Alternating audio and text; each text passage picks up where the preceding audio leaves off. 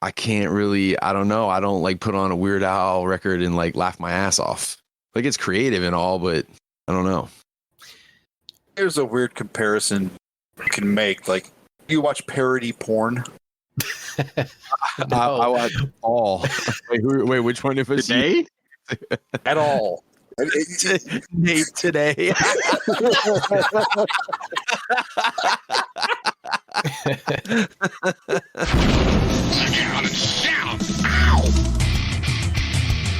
Welcome. You have now tuned in to the Blackout and Shout podcast with your host, Mike Kincaid. Can I tell you that Baby Yoda just annoys the shit out of me? That's because you haven't watched The Mandalorian. Oh, look at Baby Yoda, so cute. Levy Curry. Some people do all sorts of crazy stuff, like dinosaur romance novels. Those are really a thing. Taken by the T-Rex. A billionaire dinosaur forced me, ravaged by the raptors. I wonder if there's audiobooks of them. And Jed Vargo. He was always like well known for wearing the Nazi outfit on. Captain Kangaroo? Captain Kangaroo. Didn't he have the... No. And he did not dress up as a Nazi either. So sit back. Mike, are you... Listen to me. Relax. Say transform and roll out. And enjoy the show. Episode 144, Josh. So this is episode 144 of the Blackout and Shout podcast. That's a great way to start the show. Is it? I don't know. Josh, yeah. You don't have to yell at the listeners. Oh. They have a volume knob. Okay. You can talk freely. It was like nobody's actually listening like on a device. They're actually just out there in the front yards. The crier. The town crier. Yeah. Hear ye. See, it's funny. Now, Go ahead, Nate. try to imagine you're just whispering to them as they wake up in the morning. You know how Levy, you're doing Levy's part tonight, so you got to put on Levy's like radio voice when you start this shit off. All right, I gotta think like Levy. All right, I just ate an edible. It's about to kick in about a half an hour. I say to Brownie, Superman, Dungeons and Dragons, Superman, Dungeons and Dragons. 75-year-old pussy. 75-year-old pussy. Jason Momoa is gonna take my woman. Jesus Christ, Mike! I almost spit my soda out. Thank you.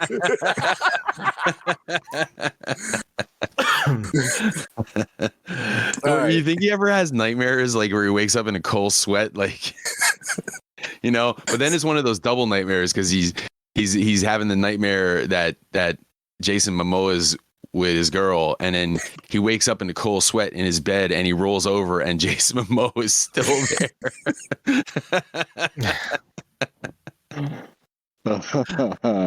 Yes.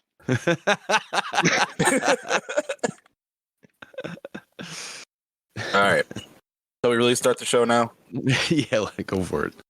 You gotta include that in there. Welcome to the Blackout and Shout podcast, episode 144. I will be your host for the evening. My name is Josh. To my digital left, we have another guest of the show, Nate Armstrong. Hey, everybody. How you doing? What's going on, Nate? Oh, I'm happy to be here. How you doing? Doing great. How are you, Josh? I'm great. This is kind of awkward. I've never actually hosted the Blackout and Shout show before, but first time for everything. Yeah, that's right. Yeah. There is a first time for everything. Yeah. Who else we got here with us tonight? So to my digital below me, we have Mr. TikTok star Mike Kincaid. Yo, what up? And Mike, how you doing, buddy? I'm doing all right. I'm having a good week, and it was Good Friday. I got a little rather big box in the mail from Chosen Prime, and I got all that stuff like to open tonight. So it's like Friday, work week is over. Big box of toys to open. Hang out with a couple of my boys tonight on the podcast. It's a pretty good start to the weekend. Can't wait to hear that haul, sir. Can't wait. And then to my digital kitty corner, if you will, the one, the only. Oh wait, no, Levy's not here. Oh yeah, it's just Jed. Jed is muted. Damn it! That was a great setup and everything. He had to go like wiggle the wires outside the cave, see if he gets his internet back on. All right. Well, you want to wait for him, or you want to just keep going? For who? Oh, there he is. There he is. Oh, there he is. All right. Take 85 to my digital corner. You won the only Jed Vargo. Yo. There we go. There he is this time. How you doing, Mr. Vargo? It's been busy past couple of days. Well, You've said that now a couple of times. Do you want to elaborate or? Oh, I've been going through PCI testimonies, so it's now I understand what people like when they sit in front of the Senate. They have to go through all that. That's what I've been doing. How are you? As I was saying earlier, it's been a rough month. Since Easter, it's been kind of rough. I had to put our dog down, but me and Jen and my wife have agreed to go on vacation. We are going to New Buffalo, Michigan. We're staying in Indiana, but we're going like 15 minutes from New Buffalo, Michigan, which is right off of Lake Michigan. And then after that, we made a deal that we are going to get a new dog. So, yay. Can't wait to potty train and all this stuff. And don't eat that. That's not food. Yeah, can't wait. Well, don't eat that. That goes on for the entire life of a dog. Moose was actually really good in his older age. He only never really... And husband. That's true. Moose in his older age never really got into anything. Like when he was a puppy, he would eat my wife's glasses, her cell phone, the corner of the nightstand. But as he got older, he got out of that phase. So, and anybody with pets knows this. So that's been it for me. Shall we just move on to hauls and shoutouts? That sound like a plan, gentlemen? Sure. You're the host. All right. Tell us. Well, tell us. Well, we're going to try to keep this. There's 4 of us, and the last time there was 4 of us on the show, it was about a 3-hour show. That show's actually still going on right now. Jared has not hung up yet. He's still there talking to himself. He was talking to us through the drive from Florida to Pennsylvania. Nate, shout out, yes, sir. Calls, plugs, anything. Sure.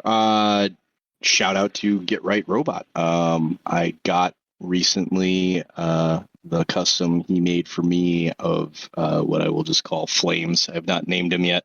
But so an orange rumble with just hot flames printed all over it as well from the MMC mold. And it's badass, and it's based off of a 2-second shot in episode 2 of Transformers, where Soundwave is requested to get his strike team together. So that thing's awesome. Thank you so much. The work is always friggin' top notch. And I got Croc.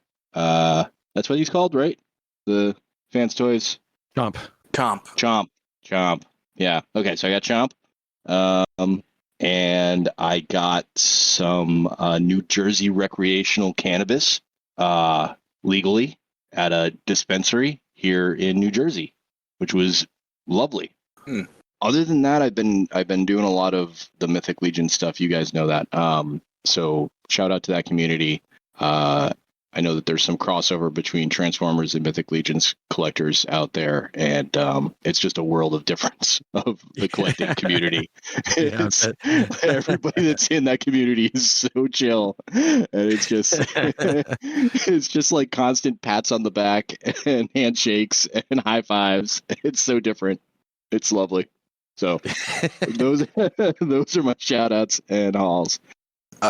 Little fun fact, 2 things actually. Thing 1, little fun fact, we actually have a common friend through that Mythic Legion Facebook group. The manager of the comic book store I work at is in that Facebook group, and he is very jealous of your work.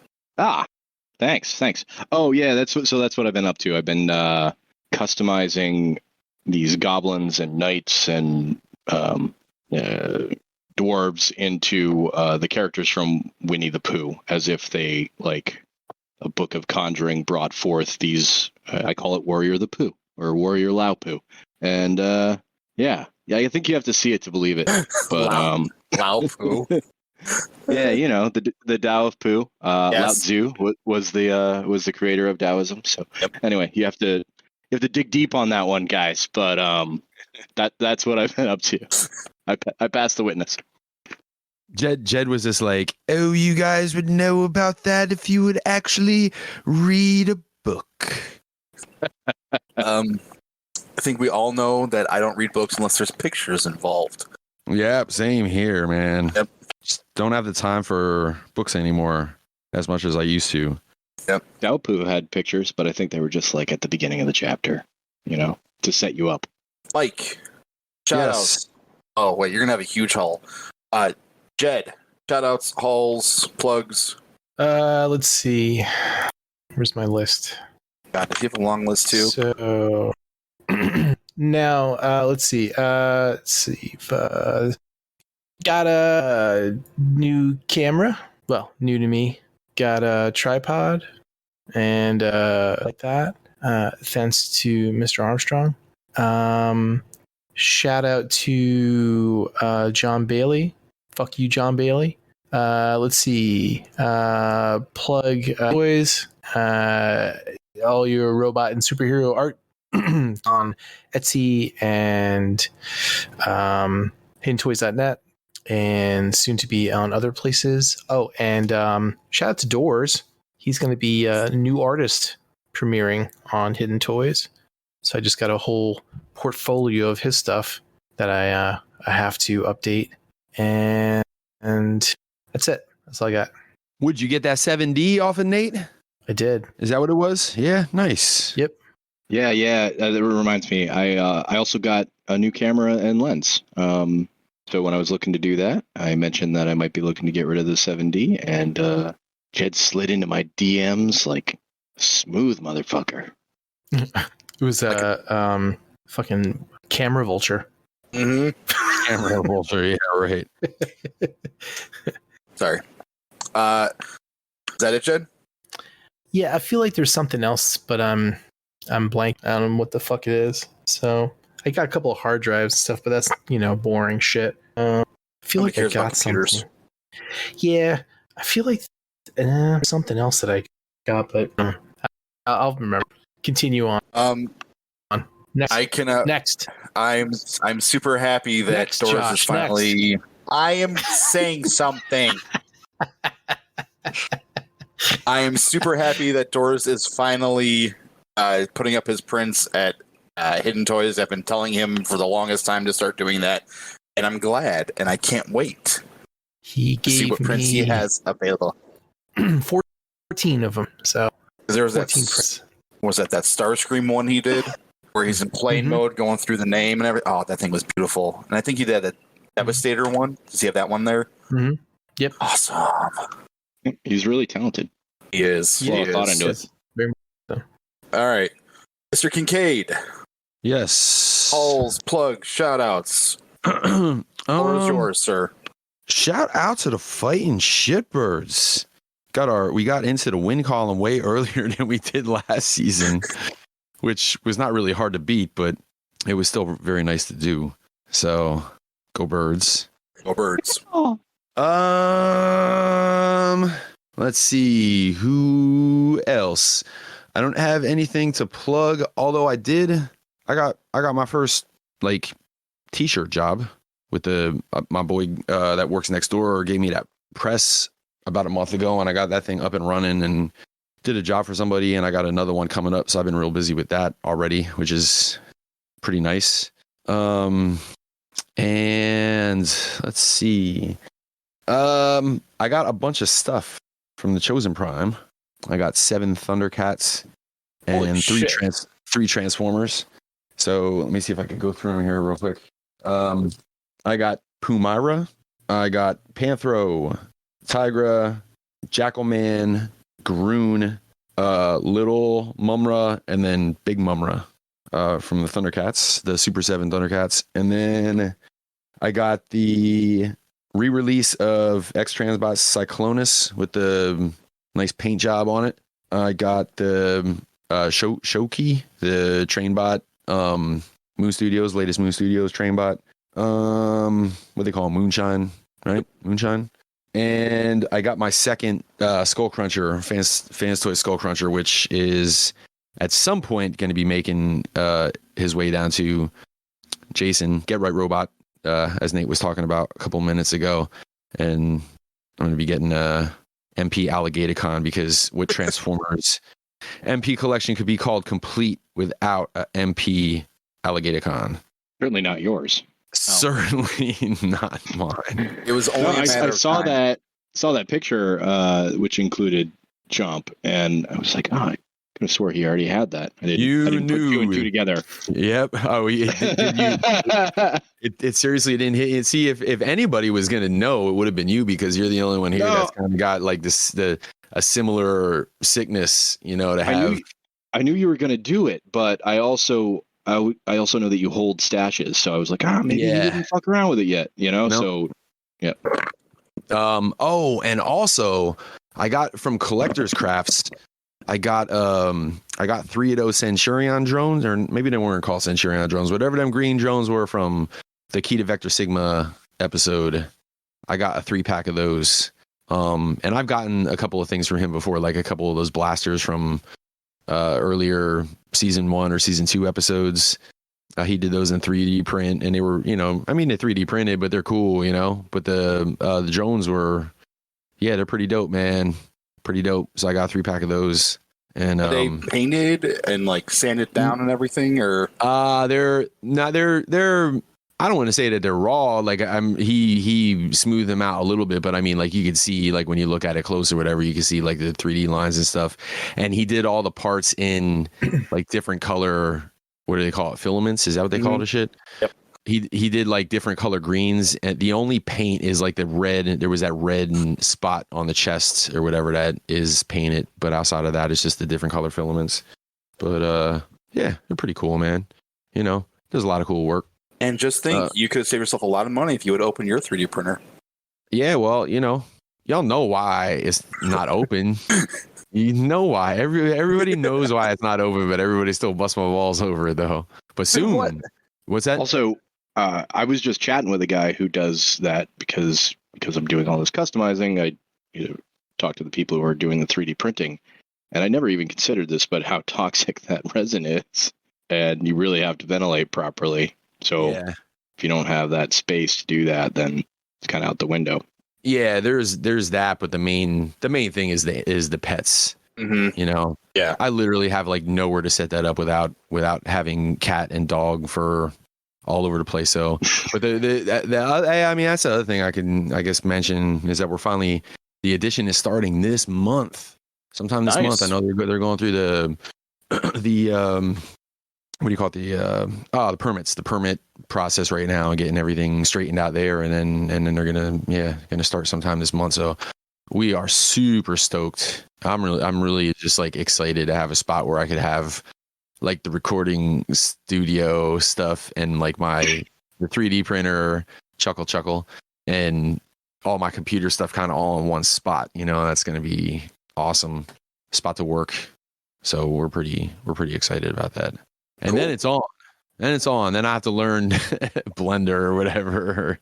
Like Jed said, Blender was kind of user friendly, so I check that out, I guess. Awesome.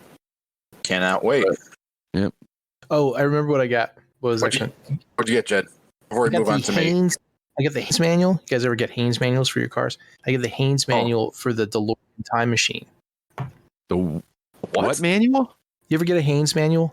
Like you go to the auto store and they have manuals for your cars. They have like the schematics and they have all the part numbers and all that stuff.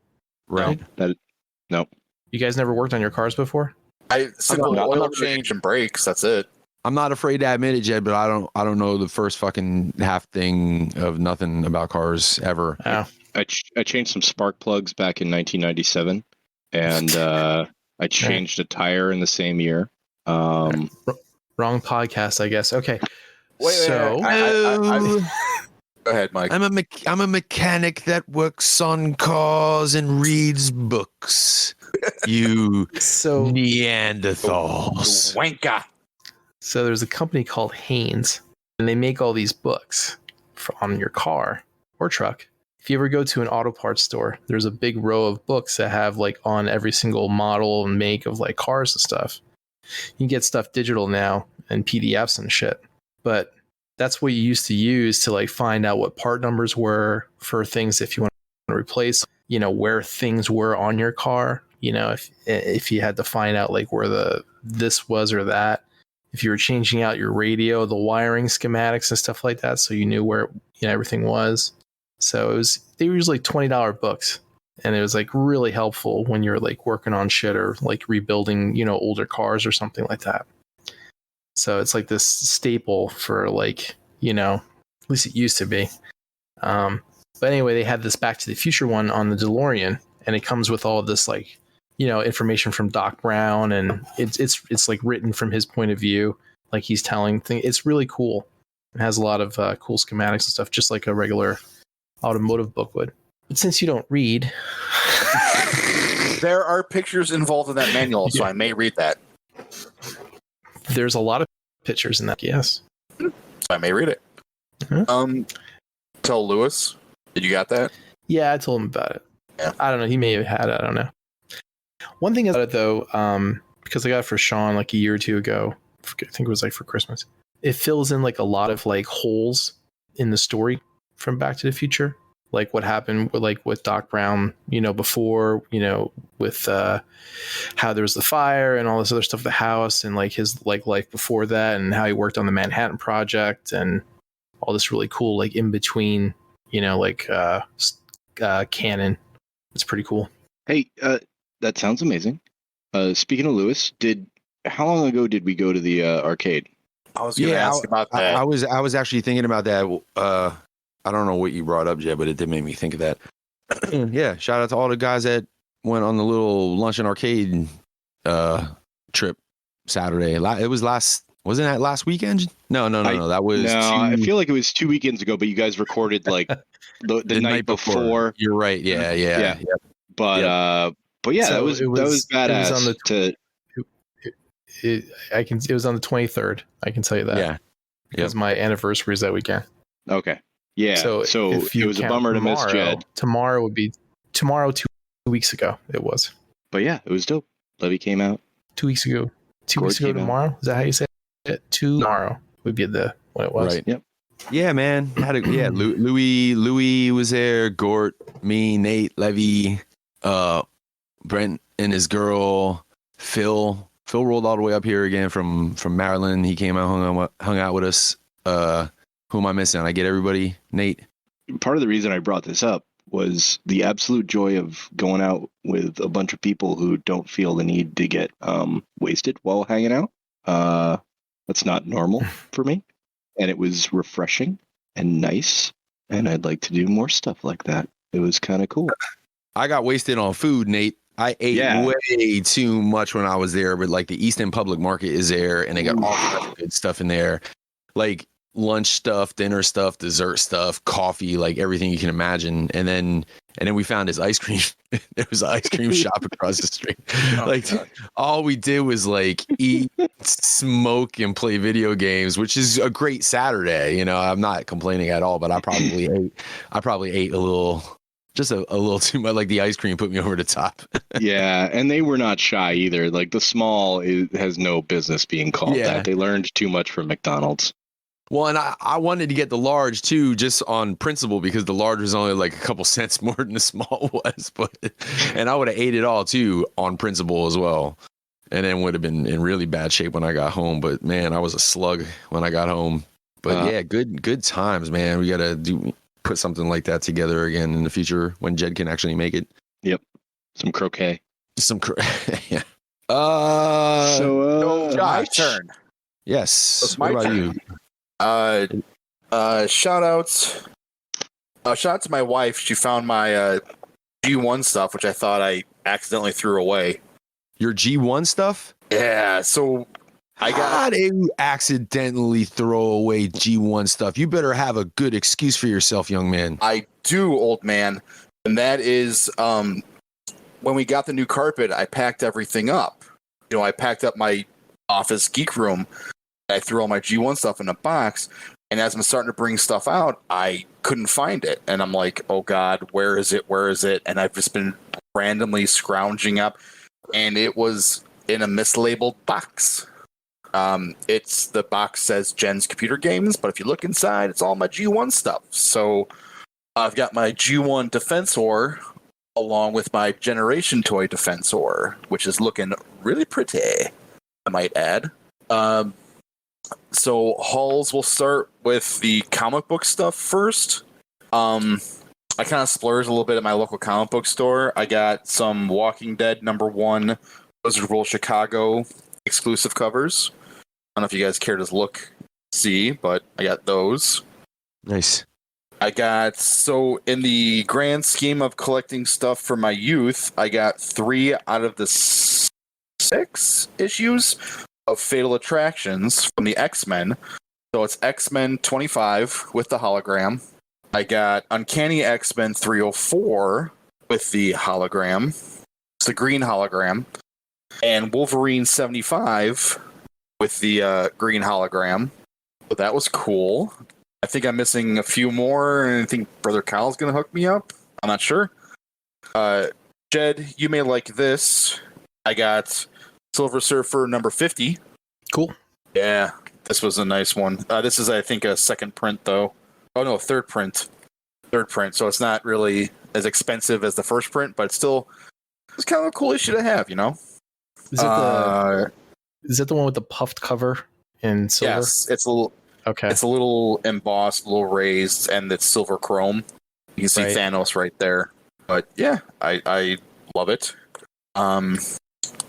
Cable #1. I got that as well. Not the 2-issue miniseries that came before the series, but Cable #1. I got that. Mike, you're going to enjoy this maybe. I don't know. Gambit #1. Ooh. Why don't you just ask me if I usually have like 5 or 6 copies of the same thing you're looking for. You just ask me, and I just give you a handful of the stuff that, like, Josh, don't listen to him. He offered me X-Men #1 like 5 months ago. Right. And it's also it's you're missing out on the thrill of like coming across it. You know, you're looking through the back issues, you're fingering through the back issues, and you see it.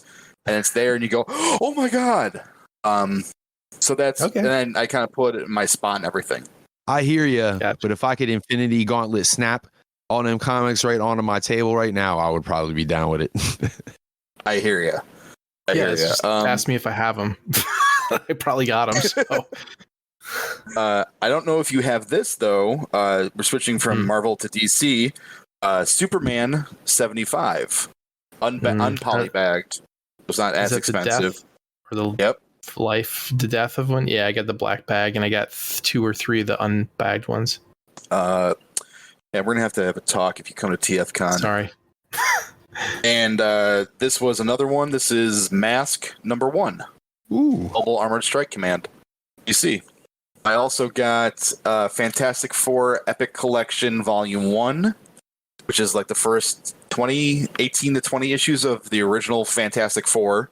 And did you know that the original Skrulls were turned into cows and then their minds were erased? It's a good bit of trivia.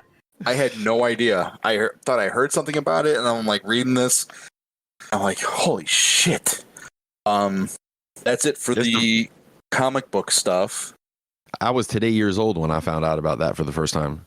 It was like Fantastic Four issue 2 or 3. It's when the first appearance of the Skrulls, and the Fantastic Four wind up shooing away the the Skrull fleet in space, but they kept 3 as hostages because they didn't want to go back to their spaceship. And Reed Richards is like, all right, well, I'll figure something out. And he makes them shapeshift into cows and then erases their memory. And then they get slaughtered and eaten as T-bone steaks. Exactly. Transformer-wise, I too got Fans Toys Chomp as well. I only got 1, though, because, I mean, I don't want an Alligator-Con. What kind of collector are you? I would say a casual collector, but it's not over $50. You're not getting that, right, Jed? What? Chomp? Chomp.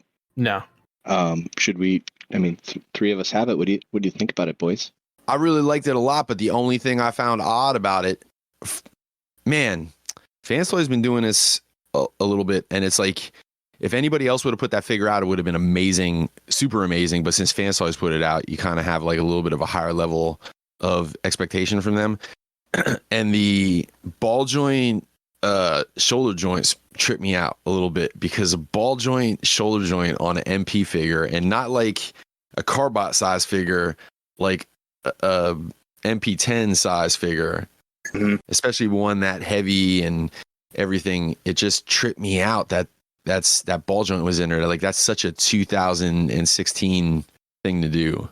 And I mean, mine, the tolerance feels nice on it. It doesn't feel like it's gonna get super loose, especially the fact that I don't really like mess around with my shit all the time. But it's just it was an odd choice. But outside of that, man, that thing is pretty. It's funny that you get ball joints, because that new tripod that I got for my camera, I'm used to like having the old school, like, the handle where you twist it and it goes up and down, tilts forward and back. But this one has like a ball joint, and it does like a whole 360, 270 degree kind of swivel thing. It's just this big ball joint on it. Is that how how you have your tripods, Nate? Or is that like a new thing, or is that like just a different thing? Yeah, it's a half ball at the top. Is that what you mean? Well, yours is a smaller, lightweight, so it probably actually does have a full ball, or like like you said, a 270. Yeah. But no, I mean, like my tripods have handles. They're with full heads, because they're handling larger loads. But if you only need to handle a DSLR with nothing on it, then you're fine with what you got. Cool. Plus, you're not shooting video that much, so you don't need the full smooth motion. You set it up, you take your picture. Thought it was kind of cool where you could just kind of like tilt it over. You don't have to like loosen shit up and like turn the camera around and then flip it on horizontal or vertical. It's just kind of like like it's just basically a big fucking ball joint that you just swivel over to the side. Yeah, and it's a faster leveling, right? Like, yeah, you're not messing with your sticks for ages. It's just right. So my 2 cents about Fansoy's Chomp. He's solid in robot mode, solid in gator mode, and I'm really just kicking myself in the ass for not picking up Weird Wolf and Mindwipe. Mindwipe, I'll tell you this much, man. Mindwipe is one of the best action figures they ever put out. Like, and one could argue that the alt mode is goofy, but like, the alt mode was always goofy. Like, that's just how it looked. That wasn't a Fansoy's thing. That was a design choice in the 80s type of thing. But as far as like what they were shooting for, man, that thing is a good, like, I put that in like their top 5 action figures that they ever put out, honestly. So Mike, I got a plan for you. All right. Yeah. So I'm listening. All right. So you buy an MP10, right? Okay. Right. Then you 3D print a building. Okay. And then you take the arm off the MP10 and you put it on the building, with your alligator right? Yeah. In display. Then use the rest of that MP10 as like the destroyed, like half destroyed Optimus Prime pilot in the ship, right? Yeah. You get used to all the pieces. Yeah. Right? He's still complete at that point. Yeah. Right, but his arm's missing and shit because he's half blown off from him going into the sun or whatever. I forget what episode that was. That was the last one before the return. Yep, that was the last one right before the return. That was during the hate. Or no. That was way before the hate plague. That's right. That was that was somewhere in the middle of season 3. But the hate plague at the very end, they showed Marissa Fairborn and the other guy getting Prime off the ship. Right. Before it hit that, which was rather clever, because like Transformers didn't really do a whole lot of the continuity thing back then, outside of they'll do like maybe to be continued from time to time, but to do an actual callback to something that happened 15 episodes ago was really kind of unheard of. That was the one where wasn't it the one where they found that was the hate spaceship? plague. No. I mean, the original was with the space mausoleum. They with all did. the fucking. That's where Yeah. it was at the end. He was blown was up. in the dark. sun. It Yeah, was totally that was dark. a good one. That was a And you know what? And they had to know, like as kids. I mean, yeah, remember we're 10 years old at that time. I was 8, so I would have been 10 at the time that episode came out. That was goddamn traumatizing, man, because they took away. You know how upset we all were when they killed him in the movie, and then he came back as the zombie, and that got our hopes up for like half an episode before they sent him off into the sun again. And it's like, God damn it, man! Like, how do you do that to these kids, man? It's messed up. That's messed up. You know, somebody in that creative room they were chuckling a little bit, like, yeah, let's get these little motherfuckers, man. Well, the dude who created all these guys, like, oh no, I guess it was it was Peter Cullen himself who said that he modeled like Ironhide after his brother, who was a major in the army. Yeah, Or sergeant. Optimus. He modeled Optimus's voice, not Ironhide. it wasn't Ironhide. No, it was I thought Optimus. he was doing Optimus. Like, all right, yeah, he might be right. It was Optimus. Anyway, Fuck yeah, Josh was right. we'll see. We'll see. Anyway, Back to my halls. Yeah, what else? I saw you got some pants You're there. not done Yeah. yet. Jesus, Oh, dude, This I is got a lot of 3-hour shit. podcast. I got Moon Studio Iron Arm. I got him with the legs. I know, Jed, you can't see this, but Nate, Mike, look at this fucking thing. yeah, Holy shit. I didn't put mine together because I'm keeping these for robot mode, but I'm holding out that they're gonna do like some sort of gift set, and then I'll get the rating. Dude. I didn't get them, but man, I would love to have. I feel like, if I had the room, I would love to have a set, and I would have them in train mode. And I know I'm the only one. You alive. are. You are. You totally are. You Dude. are that alt mode weirdo, man. Dude, me and brother Kyle wanted to shoot a bit a while ago, and it was like alt mode weirdo, and it would have been something to like where you go into like 2 people are in this dude's basement and shit like that, and they think he's just all normal or whatever, and then he goes up to like get quote unquote a drink or something, and they're down there in the basement alone, and they start like looking around the basement, and then it would be a bunch of like Sam Raimi cuts where it would zoom in real quick, and it's like alt mode, and those people know they're fucked because they know that guy's crazy. And then roll credits. And you were like, and we could shoot it at Nate's house because We could shoot everything's it at already in alt. Yes, that's exactly right. Listen, I didn't get a chance to ask you yet, Nate, but would you like to star as Weird?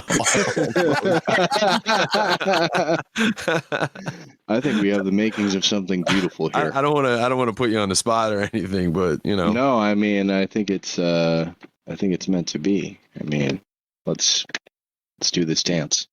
No, seriously, we should shoot this thing here because now I have too much gear, and also Reaching Root Studios is available for all of your video needs. Oh, there you go. Plug it up. Think of all the drone shots Nate could get. Yeah, as long as you don't live anywhere near an airport, and I mean anywhere near. I am sandwiched between airports. I can't even practice in my own backyard. It sucks. Why? Because you can't take off. Seriously? Yeah, they shut you down. Boom. I got too many violations practicing. And they know there's a code attached to your drone. So but period. I don't think anybody, if I were to buy a new drone tomorrow, I think that I think they changed the laws, and because the drone is attached to GPS, it knows where it is. This is a no-fly zone. They won't let you take off. That's a huge bummer. Yeah, it is. Because sometimes I just want to be like, oh, you know what? I hit that tree. I want to see if my drone still works. So that's never happened. I'm too good of a pilot to have ever landed in a tree several times. I got a few more things. Not for nothing, real quick, Josh. Yeah. How does that? You just had the legs and stuff like that put on. I know you don't have the whole. You didn't put the upper torso on and all that kind of stuff. But how does them connections feel? So fucking tight, dude. Yeah, solid. Solid as hell, dude. And this alone right here, heavy.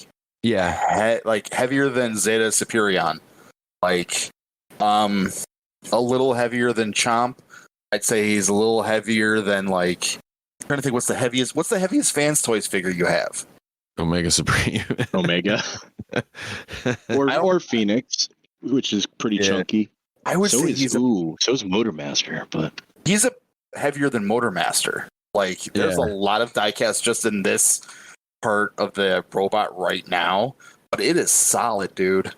Like I do not feel like this thing is gonna take a nosedive at all. I mean, it's evenly, like I'm holding it in my hand like this, and look how evenly balanced it is. Granted, there's nothing on top. Right. But there's a lot of weight here to kind of keep the center of gravity down, you know? I'm really curious to get this moonshine open. That sounds weird. It does, because it's funny you should mention that. I want to see how. Just praising you for the lack of alcohol consumption, and here you are. Right. I also got moonshine. So that leads to my next question. How heavy does he feel? Because I'm kind of hoping that the top three, like the upper body, is a little on the lighter side, because I think that might be where Fans Toys made their mistake. He's lighter than Chomp, if that makes you feel any better.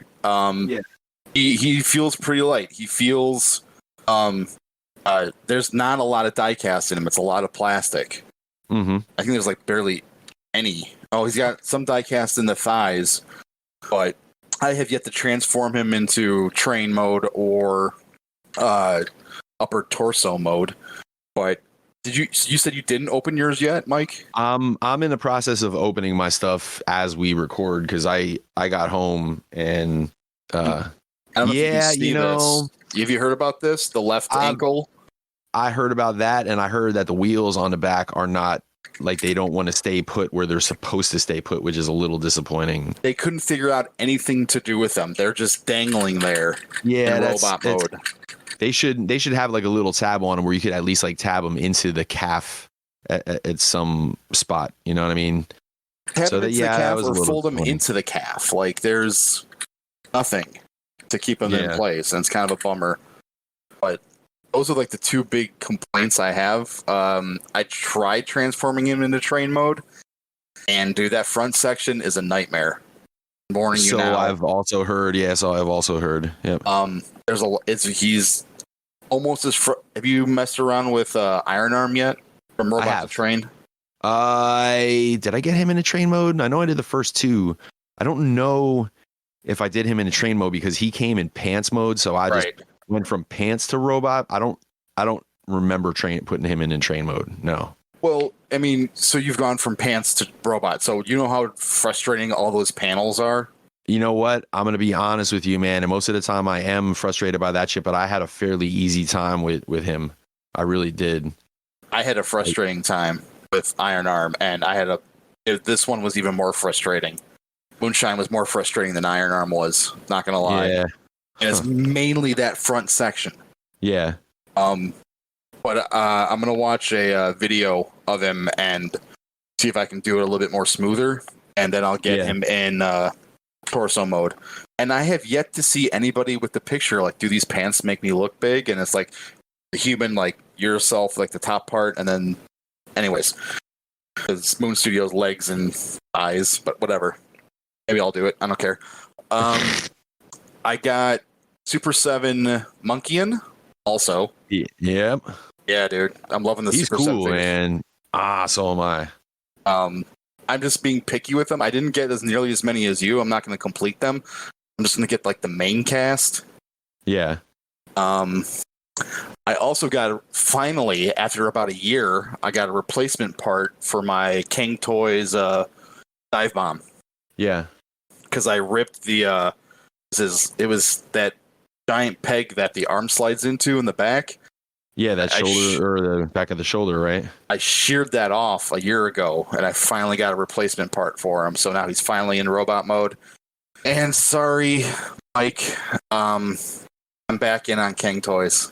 Yeah, listen, you ain't gotta apologize to me. I don't have any issue with that set. I think that set's really cool. I just decided it wasn't for me halfway through. That's all. I put Firmament together, Dive Bomb together, and then I transformed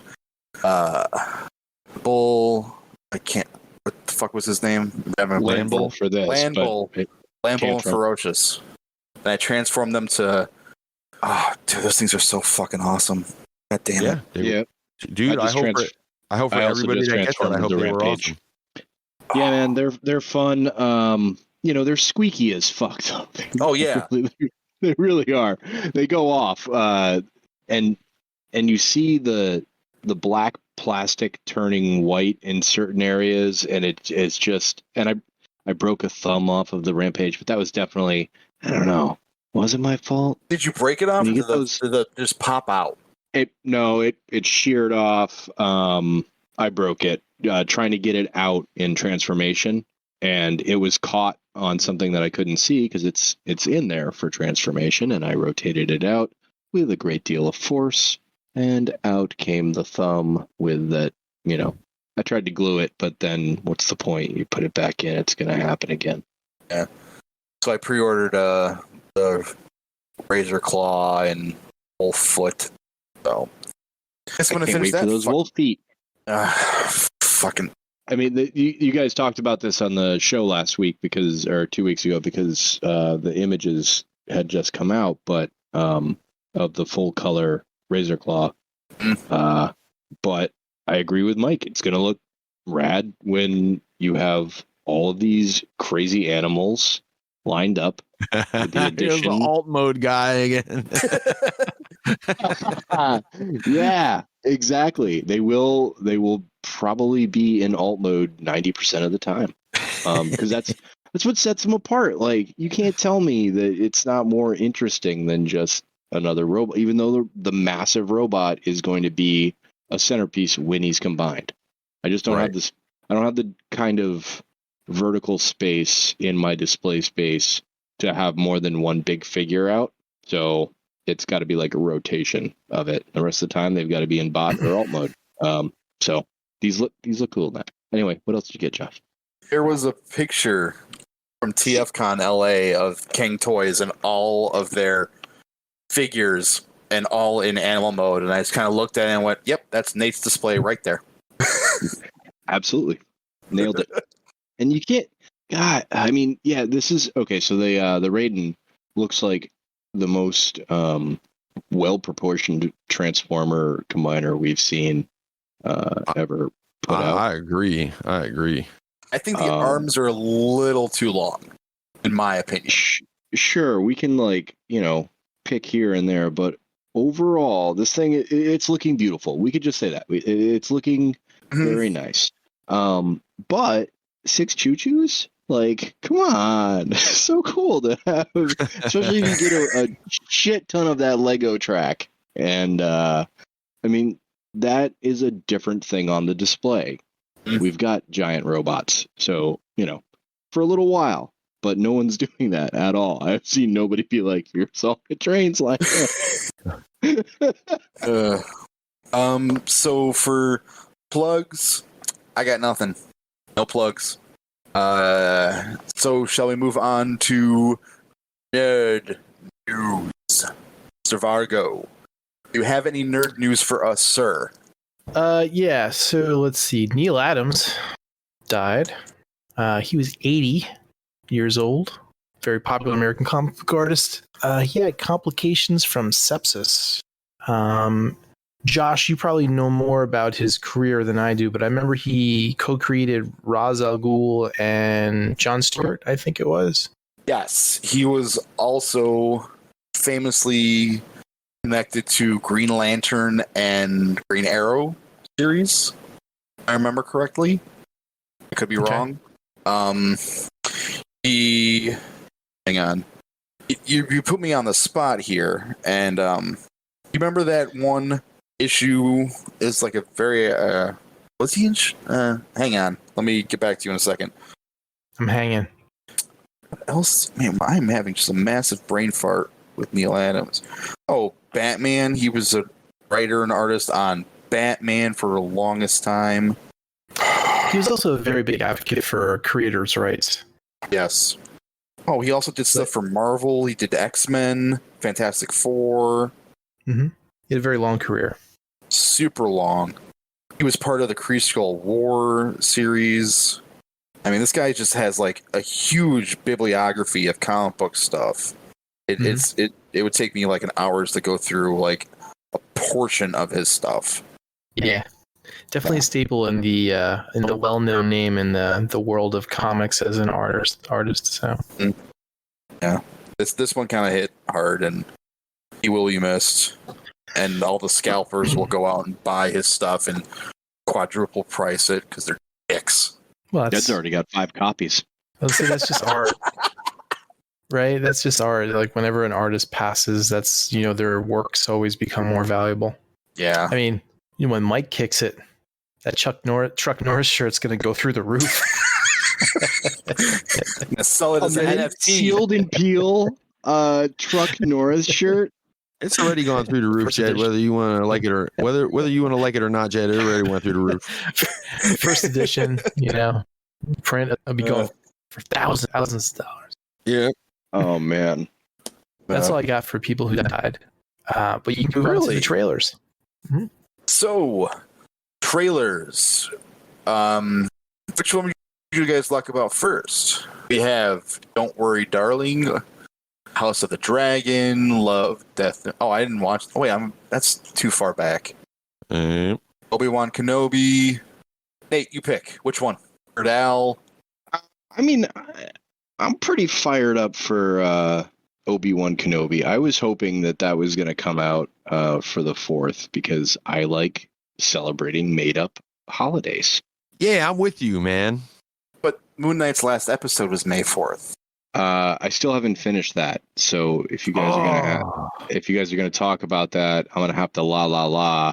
I just finished the Hippo episode, and so I don't know if I'm 1 or 2 behind, but we'll talk about that after we do the trailers. Yeah. But yeah, I was pretty fired up about Obi-Wan, and just because it looks like there will be some decent conflict. Jed, thoughts on Obi-Wan? It's cool. Can't wait. I did like the part where he was saying, he's like, when he gets older, he has to be trained. And then Laura's like how you trained his dad? He's like, oh, yeah, that's right. It's like, no, I'll do it different this time. I fucked up there, didn't I? Just a little bit. Yeah. Yeah, that line is too easy though. I liked it, but I was also disappointed in it because it's a hit in the balls, Mm-hmm. No, it looks cool. Can't wait. Yeah. There's always been the whole thing like where even back like before the trilogy of prequels came out, like there was always rumors, and I can't remember if it was like in a novel or a book, but there was always said that like Obi-Wan fought, Anakin on a lava planet, and that was their last fight, and then the next time they met was on the Death Star in New Hope. So if there's like some type of like another fight between Vader and him, it's gonna. I don't know if that'll tarnish that or not, or if it'll just make it better. Did you say that was a theory, or is that actually canon? No, there is like I can't remember if it's a novel from like the 80s or something like that, but there was always something about how they fought on like a lava planet, and this was way before the movies ever came out, like decades before. I can't remember if it was from those old Han Solo books or if it was something different, but yeah, that was always like a thing. Okay. I don't think they ever. Yeah, I'm not sure if they ever named it. I don't think they named it Mustafar or anything like that, but it was always like that was like their last battlefield. So I've never read any Star Wars fiction. Who narrates those books? Because you have the option of the unreliable narrator who is telling the story and believes 100% that their only battles were those 2, but they don't know about these other 2 or 3. Yeah. Well, I mean, like if you go based on like movies and stuff like that, it's always been that was it. And then, when last we met, I was but the learner, and I am the master type of thing. And it's like always been like, well, that's just it. So another lightsaber fight between, get good or not. If it was, I don't know. We'll see how they play it out. I don't know. Hopefully Obi-Wan will cut something else off of him, and he'll be like, I am. You're still a learner. Learn, bitch. Yeah, but we're at the point now where this is the point in time where Vader's like fucking the badass Vader, not the fucking clunky robot type of Vader from New Hope. This is one where he's like at the end of Rogue One, where it's the fucking hallway money shot where he's just fucking wrecking shit. Left him. If you remember, the end of Rogue One was the beginning of A New Hope. Yeah, you have that Vader hunting down Jedi and fucking kicking ass. That happened at the same time. It's not like Rogue One happened and then years went on. It was literally like. Sure, but now we have a different understanding of Jedi at this point. You're right, chronologically. Thank you. However, we have a different understanding at this point. Like, these are different Jedi than what we grew up on in 1977. Right. You were talking like this Darth Vader is going to be different than the Darth Vader of Rogue One. Like, no, that Darth Vader from Rogue One was the same Darth Vader. All right, technically. I'm sorry, you fucking chronological nerd. But anyway, let me reiterate then.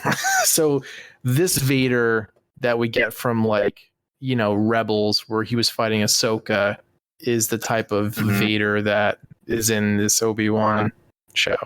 So it's like it's only years prior, I think, from New Hope. So you still have this badass fucking Darth Vader. I'm just saying that's all I'm saying. I mean, if you watch Rebels, you know what I'm talking about, right? Not Which when he. What was the turning point? Probably in the movies, after probably Jedi is when he kind of left, but it was like before then he was just a fucking killing machine, and that's what he did. So he's in his prime, right now. I think what I'm getting at. Mm-hmm. And Obi-Wan I understand what you're saying, and he's not in his prime. So having the two of them meet, it just seems like imbalanced at this point. And I don't know if it's going to add to the story or not. Or maybe I'm just thinking into it too much. You're right. Yeah. No, Obi-Wan is sad and defeated. Yeah. You make a very valid point, sir. And from the trailers, it seems like he's not even using a lightsaber anymore. No. So you can see hidden. I was talking to somebody the other day about Star Wars stuff in general, and I brought up an interesting question. Is Dave Filoni relying too much on Clone Wars and Rebels to introduce stuff in these new series? Because you had Cad Bane, you had Ahsoka, and now you have the Inquisitors, who were they around during the pre-purchase? I don't remember. Because it seems like Filoni is kind of a little bit ignoring the past pre-Disney purchase stuff. Pre-Clone Wars, pre-Rebels.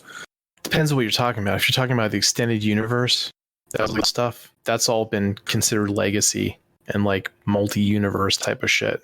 So they'll pick and choose the things they want to use from that stuff and then kind of make it canon. But that stuff isn't canon anymore. It used to be kind of, but now it's not. What about also the stuff from the Dark Horse comics? That's not. That's all legacy stuff. That's a shame. I think that's what they're calling. I don't know if they're calling it legacy, if they're calling it something else. But they put it under a category where it's really nice and that's great, but it's not not anymore since we bought it. What about the Ewok Christmas special? That's a good question. I don't know if that's canon or not. It might be. Probably because it's been media. But yeah, Dave Filoni is he's relying on what worked. Yeah. And that's Clone Wars and the main line. So there's a lot of stuff that, like I said, they could pull from extended universe stuff, but it'd be kind of cool if they did. But it's, I guess they get too convoluted with things and kind of mix and match, history, because then you're why didn't it been there and all this other crap. But you can get loan of Palpatine from those Dark Horse books, and kind of did that in the Return of Skywalker. See what I'm saying, Josh? They pick little bits and pieces here from stories that sound cool, and then they use it in the main line. I get what you're saying. There was always dark Jedi's, call them. You know, they were like that once was a Jedi, not a Sith, but they were just fucking bad people now. And they were in the Force powers. That's always been a thing. Inquisitor, right. Now that they call it Inquisitors, quote unquote, well, whatever. But that's always been like a dark Jedi type of idea behind things. Force users that are not necessarily so. Mm-hmm. Yeah, I'm excited for it, but kind of hesitant because Mandalorian season 2.5 was okay. So I kind of hope they took their time with Obi-Wan on this. It looks great. I mean, it looks fantastic. But I think it's a budget wave, Josh. I think they spent a bunch of money on Mandalorian. They pull back on budget while they're spending all of the money on Obi-Wan. Probably same production schedule, like but with better crews, more better equipment, better sets. But then they'll yeah, you can see they spent more money. And then the next one, whatever it is, whatever the next show, it'll be first season of Star Trek again. But here's the thing: it's the way. Have you ever the way they filmed Mandalorian was the same way they filmed Boba Fett? There was parts of a set, but it was this giant room with a screen in back. I mean, there were some on location stuff, but the majority of it was in this giant room. So I don't know about budget being the issue. I think it was more of a writing thing. That's possibly, but you have artists, right? You pay for the good artists and you cheap out on the other artists. So you can give anybody a paintbrush and a palette. It just depends on what they create from it. So you can give anybody a room with screens in it. Depends on how they direct it and how the cinematography is done. Principal photography, all that stuff. It's just based on how good the person is that's doing it. Right. Mr. Kincaid, what do you think of this trailer? What, Obi-Wan? Yeah. I'm too casual of a Transformer fan, of a Star Wars. Yeah, right. Your collection begs to differ. Yeah. I'm too casual of a Star Wars fan to pick it apart one way or the other. I'm just always down for some Star Wars. But everyone keeps telling me not to bother with Boba Fett because I watched The Mandalorian and I dug it.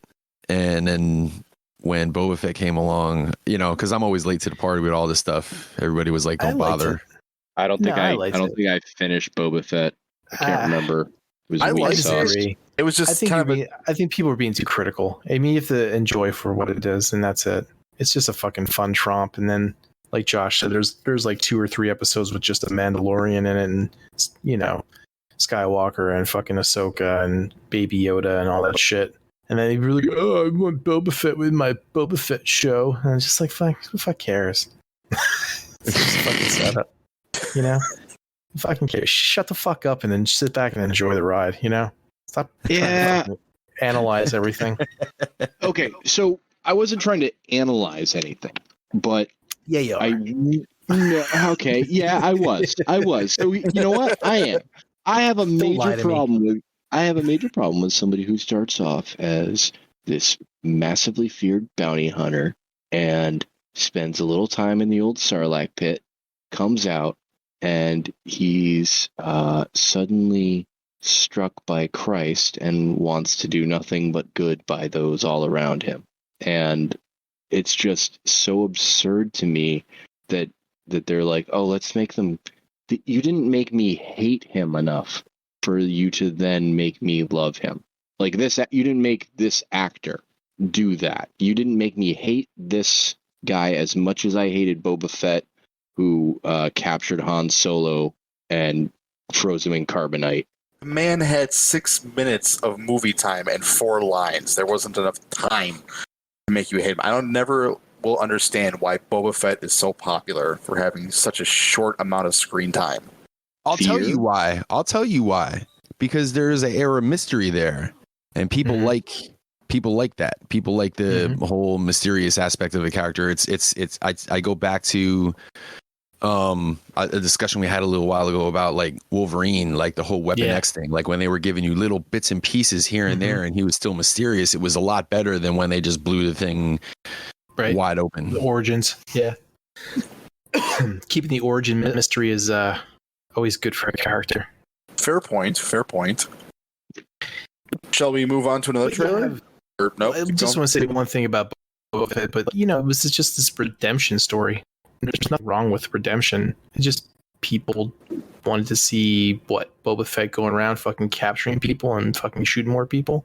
You kind of had that in The Mandalorian, so I kind of wanted to see more boss Boba Fett and not executive meeting Boba Fett. Yeah, he's trying to be a good guy. That's fine, but the majority of the first 4 episodes are him going to meetings. That's not true. There is They were exciting meetings. There's episodes where like it was good, and then there's one where we're like, ugh, that was pretty shitty. But like the ones that are good were like really good. Like they were like his whole Sand People arc, the redemption part of that, coming out of the Sarlacc pit, how he got out. Like that whole episode was it was awesome. But then they followed it with the fucking biker kids, and I was just like, ugh. It's just, it was like one was like, that's really great, and I'm like, oh, that's kind of shit. And I was like, and then it bounces back and forth. So it's worth a watch. It's just that people wanted him to be a fucking badass and Punisher style, and they didn't get that, and they were just like, well, this isn't what I want, so I don't like it. Don't watch it. Sucks. Well, maybe you were right. Maybe it was the biker episode that shit the bed for me. It was the biker episode. Sorry, Mike. Go ahead. All I was saying was that I brought that up in order to say that I'll be a lot easier to please when it comes to Star Wars stuff. So like when I eventually watch Boba Fett, be like, oh, cool, Star Wars. And when I finally get to watch Obi-Wan, it'll be like, oh, cool, Star Wars. The only problem you might have is that when you're watching Boba Fett, you're going to be like, that's not Star Wars. Yeah. That doesn't feel like Star Wars to me. So it's like I said, it's like you gotta like, I'm sure we can, how far are you with Moon Knight, Nate? You got to the end with the hippo? I got to the end of the hippo episode and then into the next episode. So like a little bit into 5. Yeah. Yeah. A lot of people like bitched and complained about that one too, or even about the whole series. They're like, oh, I want more Moon Knight. My Moon Knight. It's like they're complaining about episode 5. Yeah, it was the best episode of the season. Yeah, to some people, right? But to other people, they were like, it's fucking. Right. I want more action and capes and fucking grappling. And, that type of shit. And the people who loved Endor and the party at the end are probably loved the biker scene. Like it's just Star Wars does widely appeal to dorks. Mm-hmm. Let's move on. Speaking of time on this fucking trailer, maybe we do one more trailer instead of all. Let's do the fucking. Let's go. Come on, Josh, move this fucking train wreck along. So really quickly, don't worry, darling. Talk about this one. Yeah. Olivia Wilde directing. You have Harry Styles and Florence Pugh, as well as Chris Pine. And I know Olivia Wilde from that Doctor Show House. Thank you. Yeah, House. Yep. Dude, Olivia Wilde is a good-looking girl. What was the name of that movie? Well, I think in this movie, I'll tell you a funny story. They were premiering this movie at some festival recently. And Olivia, I don't think it was Cannes. I think it was maybe CinemaCon or something. They showed the trailer for it. I think it was CinemaCon. Because Olivia Wilde is on stage talking about this movie, and she is served court documents about her divorce with Jason Sudeikis. With who? Jason Sudeikis, I think, is her soon-to-be ex-husband. Who is that? How the fuck did he fucking nab that? He had nothing to do with it. It was actually the process server who did it. No. How did he wind up marrying her? Wait. So that's what I'm getting at. How did he, Wait, so I could properly understand. So I could probably understand Jed's disgust. Can Spell his last name so I can look him up. Sueeikis.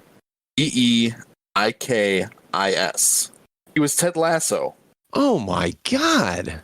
From We Are the Millers, that dude. I think he was married to her. One of three things. Well, it was obviously rich, so we could take that one out of the equation. But either he's hung like a farm animal, or the man could lick his own eyebrows. He's a funny motherfucker. You know how it is. Sometimes It's people like- are just funny. Yeah. Sometimes people are charming. You know, it goes a That's long like way. in the 90s, Nikki Cox and Bobcat Goldthwait. That was a weird one too. Bobcat looked just like looked like a little homeless guy, man. Even when he wasn't on the set. What was this girl's name? Nikki Cox. That She sounds was- like a porn star. No, if I Yeah, she remember was- correctly, she was. She was on that spin-off of Married Children called was it Top of the Heap or something like that? Or Oh, her? the one where Bobcat did the fucking voice of the rabbit. Yeah. That show was funny. Yeah, her. Oh man. I think they were married. How the hell? I know they were- I right. love how upset you are, Mike. No. I'm not upset. I'm more impressed. Baffled. I'm baffled, you know. Listen, you know how when Baffled, like some people look at me and Vanessa and ask the same question because I'm like a 6 on a good day. So I'm just, I'm impressed. Good for Bobcat. Yeah. Someone just has their drunk goggles on the fucking time. I mean, Hey, so we can talk about Don't Worry, Darling. We're gonna move on. that one. No, I want that to hear one- Nate's opinion of that. Yeah. All right. Or Mike's. Uh, or anybody's. well, it felt very Stepford Wives, but I mean, I don't know if they're going outside of that. I mean, maybe or looks great. So Right. I'm sure I'll be watching it. Listen, anything that passes the Bechdel test is a fan favorite in the household. So The what test? Bechdel test. It's if there are two women in a scene talking about anything other than men and relationships. Oh. So, and you would be surprised at how many shows do not pass that test. Really? Yeah, I never where really the- thought about it, but now that Where you're the saying woman it, is only there to facilitate the idea of relationships, sex. I never heard that before. So, yep. So that'll have a lot of it, right? You're going to have, there'll definitely be talking about, that show obviously was being flashy about how sexy it was going to be, but, they're going to be talking about some pretty deep issues, I imagine, in scenes that, while all of the men are working, like all of the men are supposed to be gone all day and it's a big mystery. So it's going to be a huge cast of women given an opportunity to just act. So we'll see. Pretty cool. Mike, what do you think of it? I'm not sure what kind of man it looked like. It looked like I don't know. It looked like the Truman Show if it was a horror movie. Like they were in this, I don't know, weird make believe utopia. Am I talking about the right trailer? Because I can't remember the movie titles. Yep. With the Is the last Black Widow trailer? sister chick, Yeah, the Russian chick. Yeah, that one. it was because for the first It's weird. 30 seconds of it, I'm like, what the hell are we watching here? And I'm like, and then it started getting weird. Yeah. You know that's how I would never throw a straight draw. No, yeah, I There's feel always ya. gonna be some weird curve at the I end, thought maybe it was The, a mistake. like the cowboy horror movie from last time or series. Yeah. Yeah. Right. Did you have other impressions, Mike? I have one more thought. No, not a whole lot. That was that was the vibe I was getting out of it. I don't know. It looked interesting. It seemed very like, is it 13th Floor? That movie where, where everybody's living in a simulation again, and there's an end to the universe.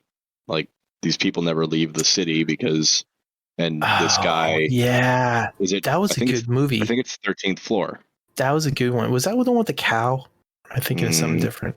I think It's like a you're Dark thinking- City type of movie. I don't know. Dark Yes. City? Yes. Like a Dark City movie? Yeah. Yeah. Didn't it start out with the, is it the third? No, maybe I'm thinking a different movie then. What's the movie where the kid started out where was the kid like a message? or a recording or something, and led them to like a house in the woods. But then that turned out to be like a different, like an alien thing. They were abducted. Honestly, I don't remember this show. I don't remember the movie. I mean, but then it like turned into like this action thing, and the one kid had like power glove type of thing. He was like able to stuff, but there was like a cow in it, and it wound up being in space, and it was like this really weird thing. Now thinking of the same movie at all. I was completely wrong. I want to say the one I'm thinking of is starring like Christian Slater or some shit. And pump up the volume. Yeah. No, but that is a fantastic film. What's the 13th floor then? I'll have to look it up. I'm telling you, it's like everybody thinks they're real, and I think these guys are actually like programmers of another simulated world, and they're like, they're starting to gain a sense of themselves. We better watch out. And then this guy who's a programmer realizes that he's a program, and he tries to get to the edge of his world, and he gets there, and it's just all this digital code. It came out slightly before The Matrix. Sounds familiar. I was going to say it has a Matrix-y description to it. Mm-hmm. Yeah. 1999. Was I right on the... is that after The Matrix then? Wow, that starred... I think it was the same year. That starred Vincent D'Onofrio or Fario or whatever. D'Onofrio? D'Onofrio, thank you. Whatever is that you pronounce his name. Oh, D'Onofrio. D'Onofrio. Oh, D'Onofrio down the street. You know him. This is when Levy would come in and correct you harshly. Yeah. This one wasn't even Japanese, man. No. That's why you guys invited me on the show. It's been 20 years saw it though, but I remember this movie. Yep, I remember this. I'll have to. Anyway, so I got that vibe, right? Because she goes to the edge clearly, and there's like this place where she's like trying to keep going, and she presses her face up against the glass. It's like, that's it. Kids, alien. Speaking of super hot women landing weird looking fucking boyfriends, did you know Florence Pugh is dating Zach Braff? I don't know who either one of them people are. Florence Pugh is the blonde in this movie. Okay, wait, I'm looking her Black up. Widow sister. Black Widow sister. Oh, Russian okay, chick. very Florence cute. Pugh. Very cute. And who? You ever watch Scrubs? Well, just give me the name Zach of the guy. Braff. Is he the main character, the real goofball? Yep. In Scrubs? Yeah, JD. It's not as offensive as Bobcat and that other girl, but oh man, Nikki Cox. Anyway, yeah. Moving on. Night Sky. Thoughts, feelings. Been a while since we had a good alien movie. Like I feel like the whole, I don't want to say horror because that's kind of like more sci-fi or whatever, but like the whole monster type movie or whatever, like it goes through phases: vampires, zombies, werewolves, aliens, I would like to see a new alien phase.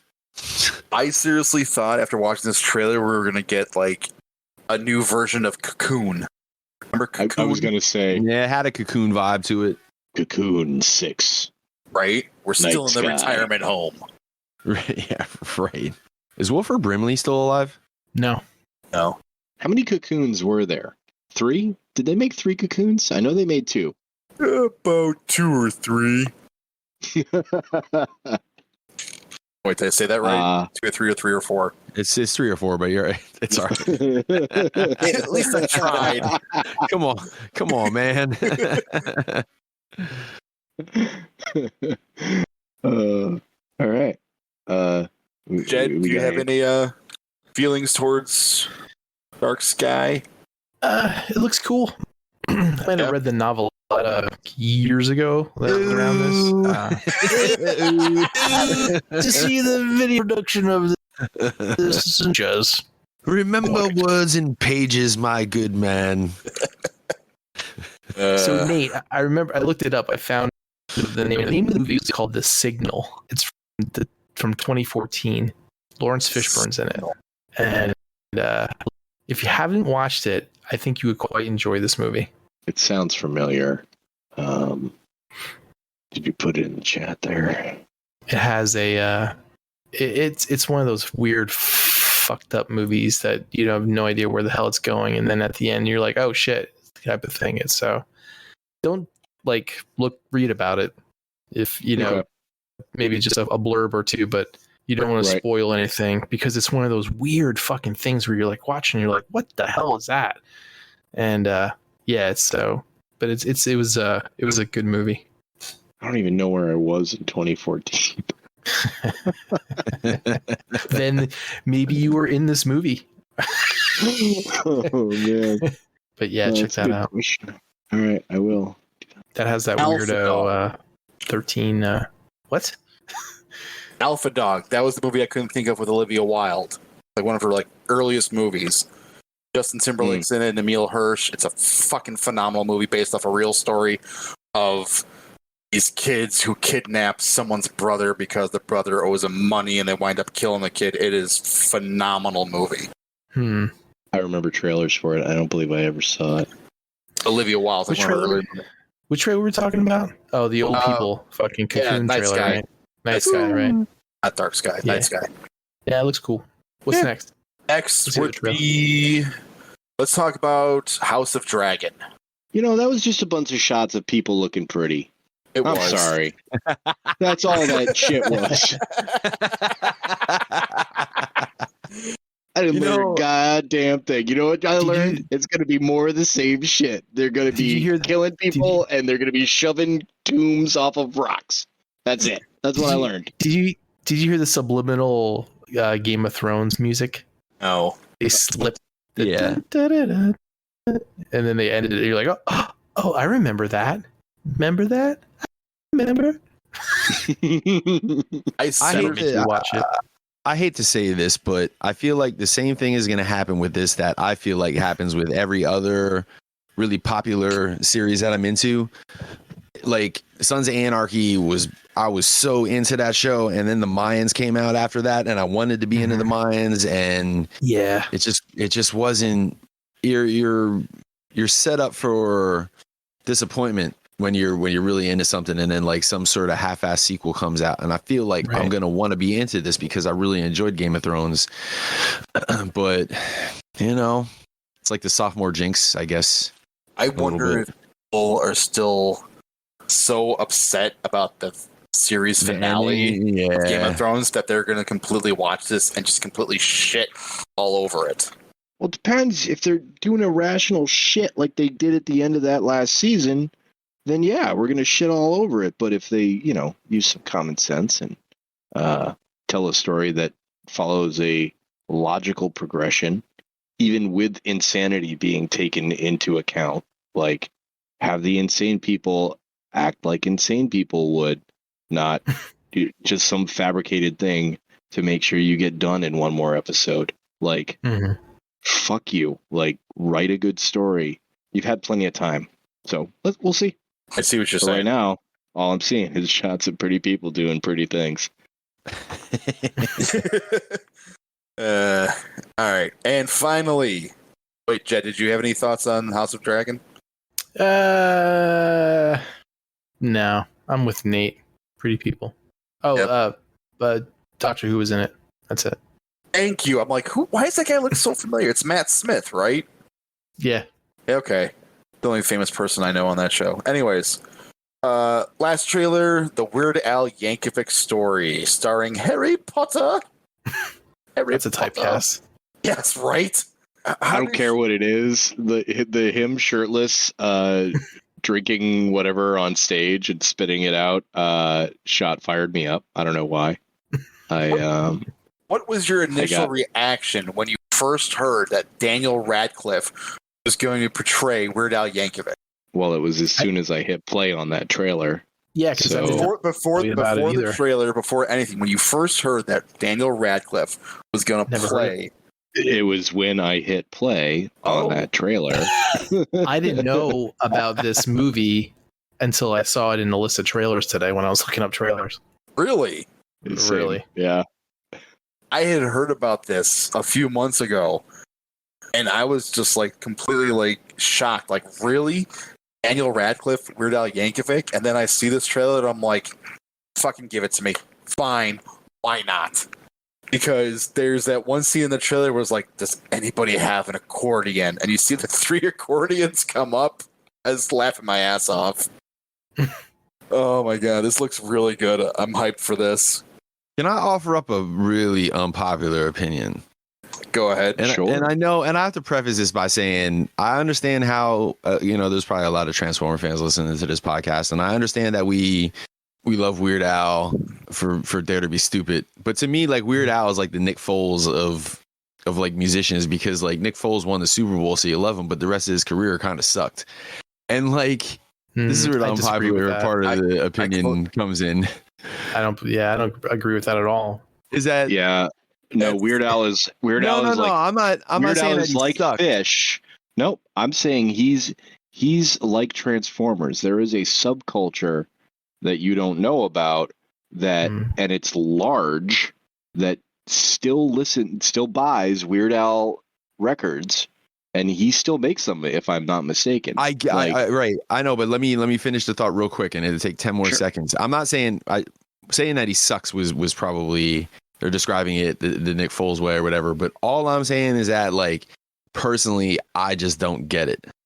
I can understand how other people would get it and think it's funny and his whole shtick or whatever, but I personally I can't really, I don't know. I don't like put on a Weird Al record and like laugh my ass off. Like, it's creative and all, but I don't know. Here's a weird comparison you can make. Like, you watch parody porn. I watch all. Wait, which one? If it's Today? At all. Nate today.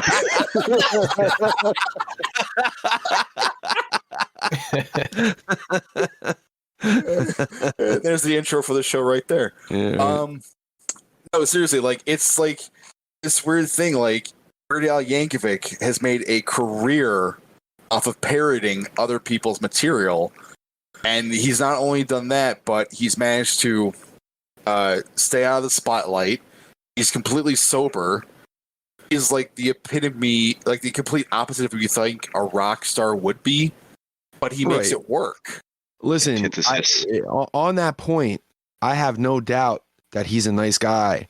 And if I had the opportunity to have a beer, well, you just said you don't drink, but to have an iced tea with this dude, or I could have a beer or a J or whatever. But yeah, you probably want to be cooked out of your mind talking to Weird Al. Like, he was seeming like Sunday, Mike.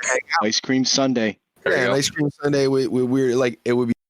I'm sure it would be entertaining as fuck, and I'm sure he would be a nice guy and all that shit. It's just the music part of it that and I'll tell you why I'm hypocritical, because I love the shit out of Steel Panther. You know? Yeah. So I don't know. The style, maybe it's just the style. Maybe it is a style. Maybe you're just not a fan of accordions. Yeah, that's all. He has 5 Grammys. Listen, I'm not trying to sit here and say he's Nickelback. I just don't. It's like the door. One Super Bowl ring. He has 5 Super Bowl rings. Right. That's what I'm saying. He's like, he's plus how many platinum records he made. Like, I'm just saying, like, if you're a fan because he did Dare to Be Stupid, that's all I was kind of referring to. Like, I'm not trying to. Yeah, you got 5 Grammys. I'm a fan because I grew up with Weird Al. Like, yeah, whatever like album it was that had Yoda on it. I remember when he did UHF. That was in the late 80s, wasn't it? Dude, yeah. UHF was cash money. that was a great stupid movie, man. It wouldn't fly now, but not even a little bit. Turning I'm bad and I'm fat was eat it. It was just eat it. Like a surgeon. I mean, the list goes on and on, man. I mean, it's a parody, but you have to write those parodies. That wouldn't fly today, you say? Oh, no, I mean, you can't make a body shaming video today. Steel Panther got a song named Fat Chick. It came out like a couple of years ago. Like, they got a song called Gang Bang at the Old Folks Home. Win any of it. Well, no, win awards off of it anymore. All right. No Grammy for that one. Anyway, Grammy, so yeah, I feel Grammy like for no Grammy for gang bang at the old folks home. You're not gonna win it's a decent shot if you grew up a repressed Protestant in New England during the time of Transformers, that you are also a Weird Al Yankovic fan, and that you will probably enjoy this movie, and you probably also enjoyed Harry Potter. Yes. And I think that'll do it for the trailers. Anybody watch anything? You want to talk about Moon Knight, Mike? Or do you want me to just give a quick review of Doctor Strange 2, Multiverse of Madness? Wait, Oh, no, absolutely not on that one. Not with me here. I'll take a break if you want to talk about it. I will do a non-spoiler review. Okay. Well, then I'm also going to go to the bathroom, and no, go ahead. Go ahead. It'll just be Josh talking to nobody. This will be quick. All right. It was great. It wasn't Spider-Man No Way Home good, but it was still great. I would give it probably a 4 out of 5. Sam Raimi knew what he was doing. He did a phenomenal job. He knocked it out of the park. It is a. Let me ask you a question, Josh. Let me ask you a question. Which Sam Raimi directed it? Is it the Man Sam Raimi, the Dark Man Sam Raimi, or the Evil Dead 2 Sam to this movie? I would say it would be closer to Dark Man. Okay. Which I'm a fan of Dark Man, so I don't know what your take on Dark Man is, but it without giving too much away, it was. Don't give anything away. You remember how we went from Thor 1 with Kenneth Branagh directing, and then we went to Thor: The Dark World, different director. Same thing with the first Captain America movie to Winter Soldier. It went from a little bit of a lighter tone to a really dark tone, a more serious approach to it. That's what this Doctor Strange Multiverse of Madness is. It is a darker, more serious approach to a essentially wacky character who can do magic tricks. Also, so it's less acting and more special effects. There is a fair amount of both.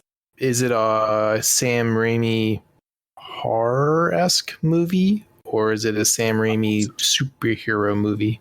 It is a Sam Raimi horror movie with sprinkles of horror. And not Evil Dead Army of Darkness horror. Well, Evil Dead 2 and Army of Darkness, they're separated, I think, by a level of horror between one comedy than the other. Yeah. It's not bloody, it's not gory, but it is. You can definitely see this movie and go, yep, that's Sam Raimi right there. That's a Sam Raimi thing. That's a Sam Raimi thing. That's a Sam Raimi thing. Okay, so then I can see your Dark Man choice being, more accurate. All right. Well, yeah, it's a Marvel movie. How much horror can you do and get away with it? For the mass audience, not too much. Yeah, not really. I think that you can get away with a lot. I think a lot of us are here because of Iron Man, and that was just a good movie. It was just a really, really good movie. It was. It set the tone for a lot of what we watch today. Yeah. I do have. And you know how many purple swirling lights of magic there were? None. There were none, and it was fucking great. What do you mean purple swirling things of magic? I'm just saying that any Marvel movie in the last 10 years has been filled with digital animation. And there's a joke that I say that the end of every series or the end of every movie has to have a big battle in the sky with lots of purple lights. I think it is. Like WandaVision. It was all, grounded, and then at the end there's this big battle with the lights in the sky. Yeah. Bullshit.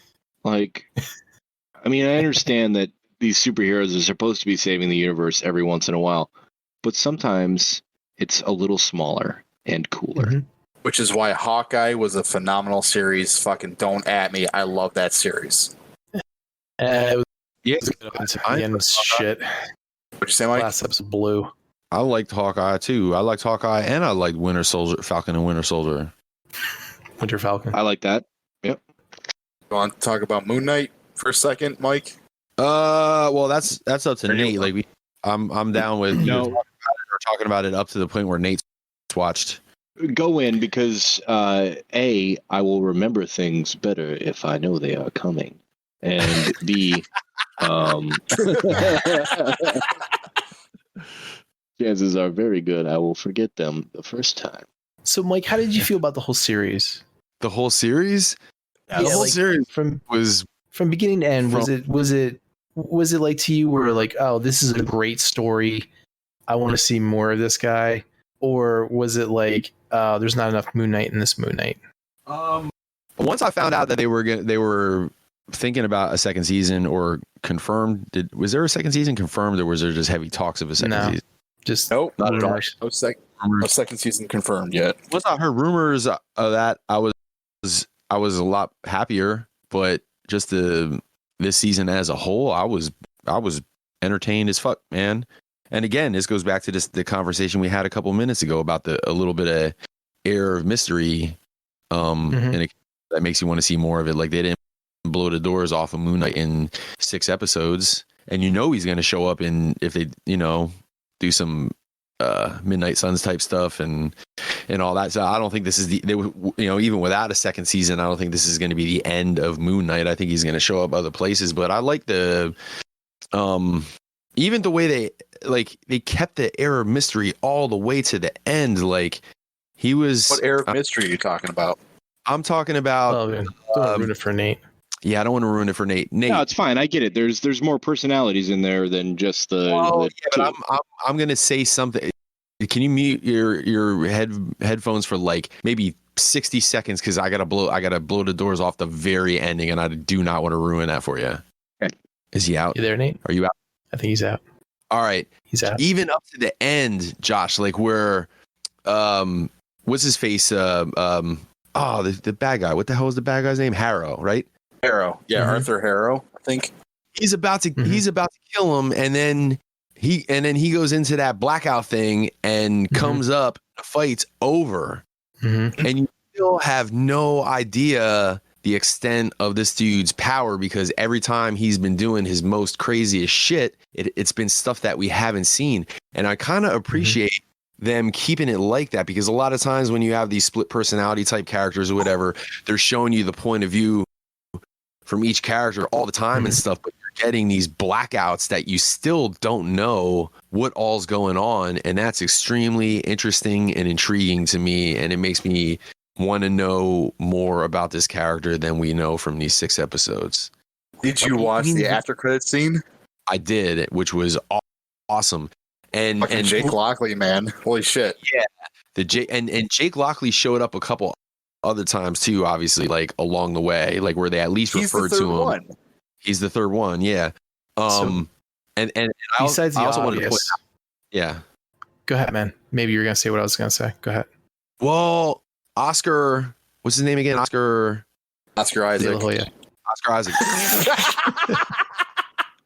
He would. So, dude, this dude. I know. I said about how good of an actor he was, but you can see, like, even me and Vanessa were saying, it wasn't even sometimes when he was delivering lines that you could see him switching back and forth between the personalities. You could just see his like micro expressions, like the way his face moved and shit like that, like when he was going back and forth. And I'm telling you, like, I even saw the subtle Jake Lockley face, I feel like, pop up, when he was in that other, like when Harrow was the psychiatrist and he was in the office, like I feel like I even saw that the Jake face pop up then at the end. But anyways, yeah. Nate, what were you gonna say, Jed?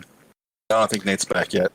Well, as a voice actor, I just want to comment on this, sir. But here we go. Oh, God. Yes. Like in that 5th episode when he was going back and forth with him across the desk. Listen to the accent. You can hear. Yeah, he got that New Yorker accent. Yeah, that's you're absolutely right.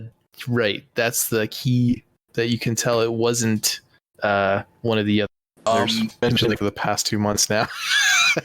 I hope to God Moon Knight shows up. because I really want more Moon Knight, because this Oscar Isaac did a phenomenal job, and I just would hate to have this be it. Like, I would like him to show up in Midnight Suns, maybe in, you know, a Dark Avengers thing, or like, I don't know, man. It's just, this feels like just such a wasted character for just to do 6 episodes and done. I heard a rumor about that Werewolf by Night that Man-Thing might actually make his debut. Yeah. No, we did when he went to go sit Shiva. Yep. And I think, you know what? I think you find that out in one of the early episodes with his dad, or I can't remember how deep in. Anyway, but you definitely find it out when he goes to the funeral. And that is it's a super cool scene, and nice to just have Representation. Jewish representation. Anybody else watch anything else? We finished Inventing Anna, which is, you know, it was fine. What's Inventing Anna? It's about a Russian-German woman who puts herself off as a trust fund heiress, and she really doesn't have a nickel to her name, but she scams the New York elite out of hundreds of thousands of dollars, and fools them almost into giving her millions for an investment. But it was just fine, so it's not worth talking about any further. Okay. I have something I want to talk about. Sure. And Mike, have you seen this? Because I've never heard of it before until recently. And it is amazing. Have you heard of the anime called Bastard? Oh yeah, I have Bastard. I have Bastard on DVD. Yeah. Man, I wish you would have told me about this like years ago, because I just watched it for the first time. Yeah, I saw that clip you put up. Yeah, I was like, man, this is 6 episodes of greatness. It was like 1992 Viz video, over the top, everything. Like, you know, and I just found out there's going to be a new Netflix series coming out, I think in June or something like that of it. It's like an updated reboot. Bastard. Oh, no shit. Yeah. But I watched it and I was like, man, this is great. It's like everything. Like, and they were like, you know, the guy, I guess, who invented it or whatever, he like loved heavy metal. So he was naming shit like the Anthraxia Eagle and the city of, or the land of Metallicana or something like that. But yeah, that was, oh man, that was so good. So yeah, I remember getting that back in the day. And I don't know, Jed, you've probably been in this particular store, or at least been around one. And I don't know if you other guys ever been in the Suncoast video back in the 90s. Yeah. The wall of anime was the greatest thing on earth at the time, man. And I remember picking the box set, the Bastard box set up at Suncoast. Oh, good so times. Good. I saw a clip of it. Like they have like, there's this Twitter account that I follow. They do like clips of like anime things that look cool, you know, like the animation and stuff. And it was the part where he fought I guess it's a beholder basically. And I was like, wow, I'm like, that looks cool. I'm like, what is this? And I'm like, I looked it up. I'm like, awesome. I'm like, D&D, heavy metal, 90s. I'm like, over top fucking story. And Dark Schneider. What a great, stupid, great name for a character. Can you imagine striking fear into the hearts of the enemy? Dark Schneider. Because I just think of the pretzels when I hear that. Like the crispy, like the overbaked ones. Those are the Dark Schneiders. Apparently, there's this manga's been going on for a while. Name be? What's up, Nate? What would your superhero name be? Like my serious superhero. Yeah, like man, you just made fun of somebody's name, so you know you got to bring it. Yeah. What do you got? Man, I don't know. I mean, Angel Downstar is not terrible. No, I would have to Downstar. Angel Downstar sounds like something my wife will create. No offense. There's no blood or death or whatever, you know, in anywhere true. In there. Yeah, I don't know, man. I see. I'm a dude that has a long line of like dumb nicknames and shit that people will call me or whatever. So I don't have anything cool that pops off the top of my head. But I'd have to think about it for a minute. That'd have been a good Q&A question if I would have read it 3 hours ago and had time to think. Right. My Apple Watch Siri calls me Thunder Penis. Dark Thunder Penis. Dark, yeah. Blood penis. Oh man. Doc Schneider. Doc Schneider. Yeah, so I watched that. I watched all 6 episodes of that this past week, and I was like, that's great.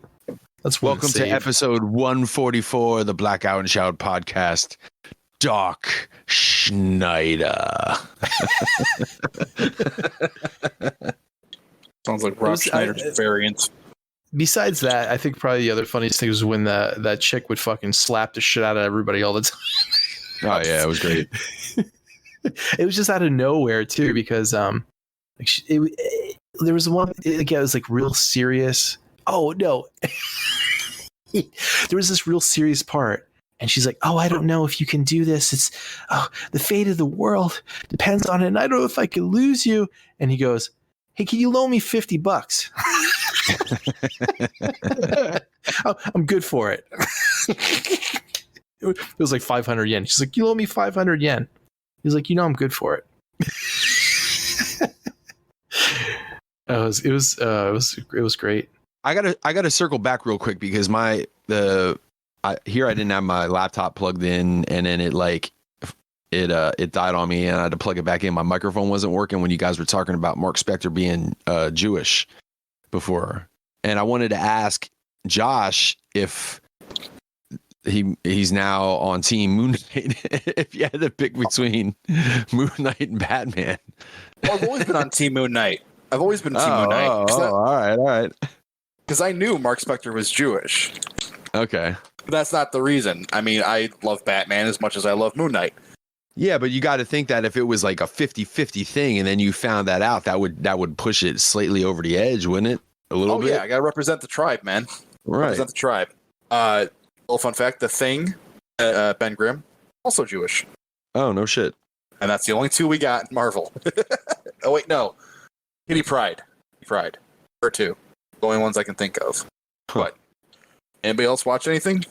I watched Hellraiser 3 the other night. 3. Yeah. Was that the one where they were in the they were in the club, the nightclub. Club with the CDs in her head? Yeah. Yeah. Right. You know what? I got to check the soundtrack out for that because there was a lot of good tunes going on in it. Yo, Armored Saint was playing. Armored Saint was the band playing in the club, and they weren't even like acting as another band. They were Armored Saint playing the part of Armored Saint, and I was pretty fired up about that. Remember, What year was that? It was a 90s movie, right? Had to be like early 90s, I think. I remember the first time I watched that, it was like 2 a.m. on the USA Network.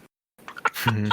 It was so edited. It was terrible. Oh my god. It was, man. Yeah, there probably wasn't a good one after the second one, honestly, because I've tried watching a couple of the other ones. Because I really do like the Hellraiser like lore, between the comics and movies and all that kind of stuff. But like the actual execution of some of the movies was not the greatest. But they're rebooting it, right? Or doing a new movie. We actually talked about it, and I remember somebody saying about how Pinhead was going to be female, and I was like, oh man, I couldn't even picture it because I've pictured Hellraiser or Pinhead as Pinhead for so long, and then somebody sent me a picture of the female Pinhead, and she looks badass. So, I don't know, man. Yeah, I hope they do it justice. Yeah, and we're getting a Crow reboots and everything, and all the 90s stuff is getting rebooted now. I'm not too high on the Crow reboot, to be totally honest with you. No, you didn't like your performance? I just feel like, I don't know, that's one of those ones you ever see like an old movie that they should just leave alone. Yeah. Like I wouldn't try to if I was gonna do a Crow movie, I don't know if I would try to redo what was already like a perfect movie. It's like when they redid The Thing.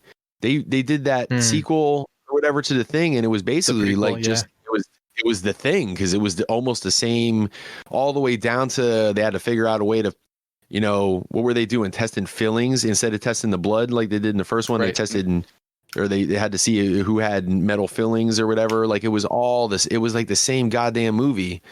Yeah. So and that movie was already perfect.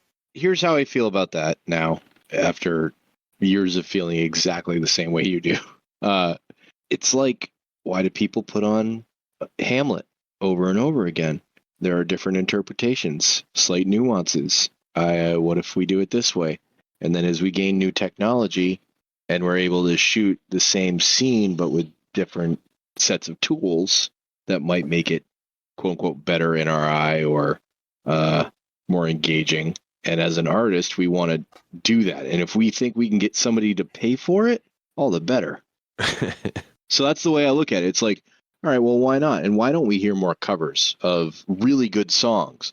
Like, fuck all of these awful songs that artists are putting out, all of these super catchy songs with one verse repeated over and over again. Fuck that. Give me a good cover. Show me that you're actually a musician. If you want to hear a couple of good covers, Jed or Nate, you can go to the Mike Kincaid YouTube page and pull up the McCullen Project. McCullen Project playlist, and you'll be set for 25 minutes. I have, and I will again. Speaking about music and stuff and covers, I actually watched Rise of the Synths. You guys ever see that? I have not. No, but I'm aware of it. It's a documentary about synthwave movement, and they interviewed a lot of people that are, or bands that were part of that. And some of that, like, I watched it and like I liked a lot of the music that the bands did, but man, some of those artists are fucking dicks, and it just made me not want to fucking listen to their music anymore. Like a lot of them wanted to be either in the dark or disguised, or their face blocked out or whatever.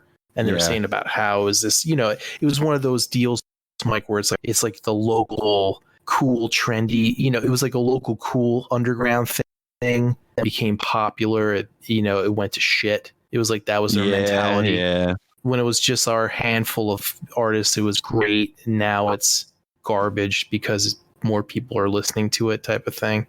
Yeah. And then there's the other guys that are like, they were normal. They were just like, like Gunship, and I forget the other guy. I think it was Time Cop or whatever. He's like, these people who don't want to fucking show themselves, that's just a fucking fashion stuff. He's like, who cares? Making music so people listen to it. Who cares if it's part of right? So, but that was okay. John Carpenter narrated that because he was like the synthwave guy. Oh yeah. Well, he made a lot of his own music, his movies, just because he couldn't fucking. Well, yeah, there is that. Now they make it nice and cheap. Yes. Let's move on. Do we have any weird news? No. Levy's not here. He's not here, but do. Oh, I got it's weird. News. He's just usually here. Yeah. So that's weird news we haven't brought up. You guys hear about Dave Chappelle getting fucking tackled on stage? I did. I just heard about that last night. Yeah, that's weird. I did not hear about that. Did you hear Chris Rock's reaction afterwards? No. Was that Will Smith? That's fucking whatever. So the dude just got up on stage and fucking tackled Dave Chappelle, and apparently he had some type of mock gun with a knife in it or whatever. And yeah, that's a good way to get shot, by the way. But I heard that Chappelle's boys. I heard Chappelle's boys roughed him up though. Yeah, and he was like, "Yo, don't do it on stage. Take him around back and do it." That's what I'm saying, man. Dude, who the hell is gonna attack Dave Chappelle, all people? You know what I mean? Crazy. Come on, man. Yeah. That's the weird news that I got for this week. Yeah, that is some weird news. Did we get a chance to talk about Johnny Depp and Amber Heard? Like, should we bother? Because everybody else already beat it into the ground, but I don't know. I thought it was worth bringing up. I didn't follow the stories. One of the funniest things was she said he had a jar of cocaine next to the bed. It was a jar of dirt. It's just big jar. Sometimes when you have a lot of something, you do less of it. like a mason jar. I'm not speaking from personal experience here. I'm just saying. Sometimes. The only the bummer of the thing for Johnny Depp, if you know, the whole thing turned out to be bullshit or whatever, because she was accusing him of like beating up on her, and apparently, and I don't know all the details or whatever, but like apparently that's a bunch of horseshit. And if it ends up being a bunch of horseshit, it's a bummer because you know how like when somebody gets accused of something, even if they're, you know, proven innocent or whatever, especially if it's certain shit, you know what I mean? Like a rape or something like that, or something like really fucking, I don't want to say heinous because it makes me think of Law and Order. But something like that, it for some reason it hangs with that person, even if they were proven innocent, you know, and that kind of sucks a little bit, man. Stigma. Yep. An unfair stigma. Yeah, that's some crazy shit. People are nuts. I used to work in a domestic violence courtroom, and that's what a lot of this is he said, she said. So it's really, who do you believe more? You know, right. This is perfect training for lawyers, like trying to impeach a witness. But the worst part about this, to me personally, is that Johnny Depp has lost. He wasn't in Fantastic Beasts 3. He's losing acting jobs because of this. Meanwhile, that's exactly right. Amber Heard is still in fucking Aquaman 2, which reminds me of something we'll talk about after this. Go ahead. I have a feeling that she's going to get blacklisted once this is all said and done. But yeah, I mean, your point about Johnny Depp is kind of like what I was talking about. You know, that whole like, is he going to get any of his work back? And I actually saw something that speaks to his credibility a little bit, and I can't remember the exact quote, so I'm going to paraphrase it. But he was basically owning all the other shit that he does in order to refute the claims about him being like a wife beater.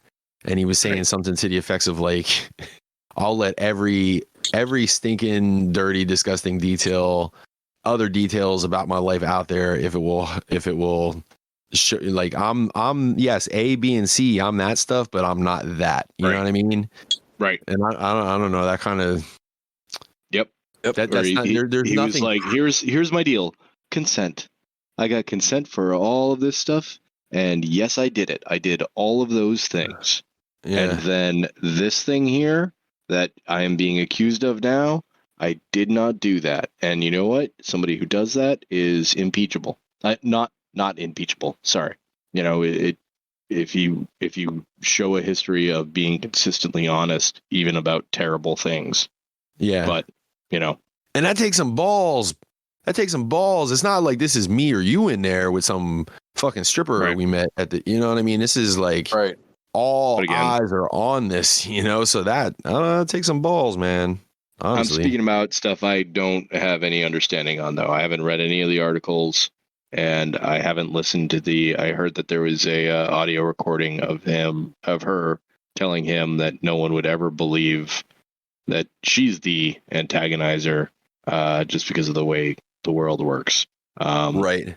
And that is the extent of my knowledge. And I certainly, even though I record depositions for a living, have not sat in on any of these, which would be juicy.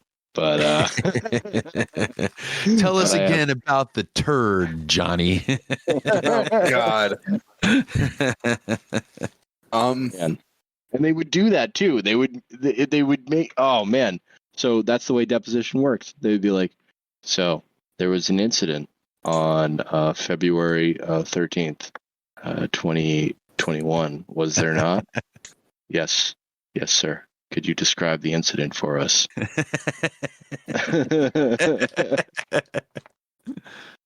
Oh God! It sounds like a comedy. It really does, man.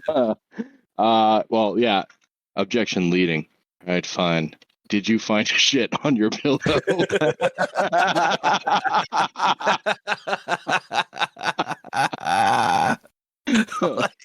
like you know what? Yeah. When I hear something like that, I imagine, like, you know, the aliens and Simpsons when they're always listening in at the wrong time. Like that would be the aliens listening in like by chance, and that's what they're catching, and they're just like, dude, is this what these people like? What do these fucking people do, man?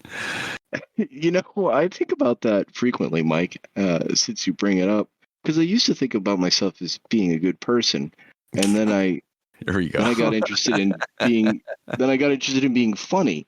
So then you say a bunch of off the wall things all the time that don't necessarily reflect your true character. Right. But should aliens be listening in right now, they would think that I'm into some pretty weird shit in general, just based on conversations I've had with people. It would be like you'd hear the aliens talking, and it would be some language that you don't understand, and the subtitle would pop up, and then it would be like, that guy's a real asshole.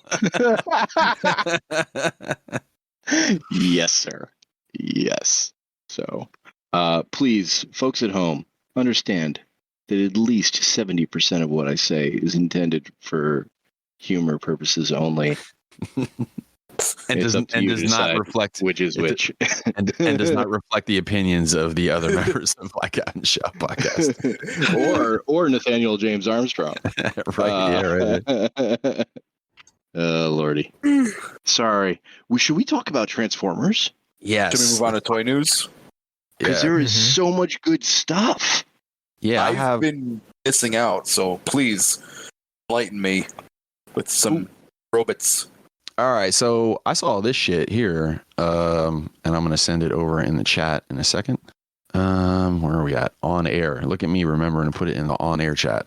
What we got here? We got a Masterpiece Trailbreaker. Chicken Leg McGee. Oh, stop it! He looks For real? great. You think he got chicken legs? I think he's got chicken thighs. I think he's got really skinny thighs. It looks good though. I'll give him that. I just think the legs are the thigh area are too skinny. Covered in Japanese symbols.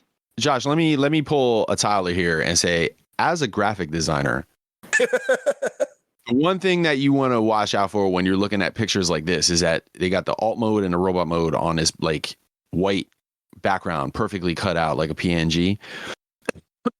And a lot of times when you do that kind of stuff, you do your selections and then like you pull it in a couple pixels to completely and totally cut out background. But sometimes when you do that, you also cut out a couple of pixels around the outside of your subject.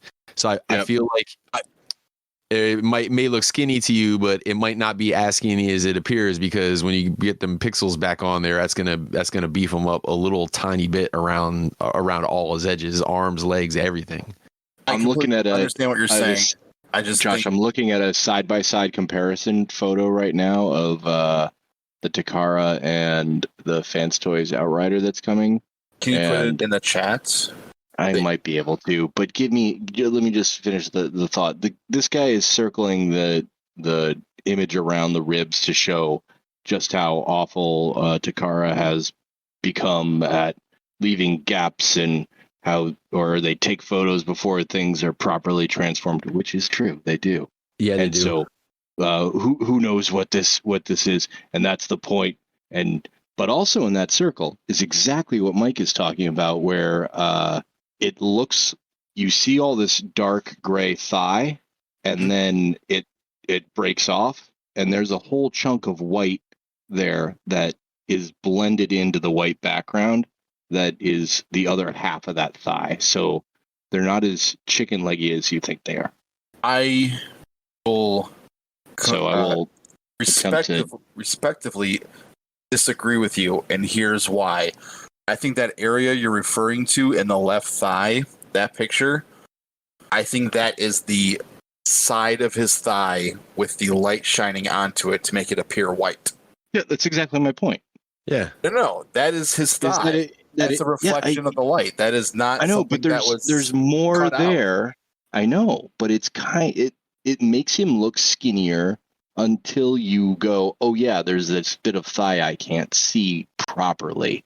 Yeah, optical illusions are a motherfucker, because you could tell yourself that but then until you actually see it, you're like, ooh, Yeah. We'll await further pictures, but for right now, my opinion is chicken thighs.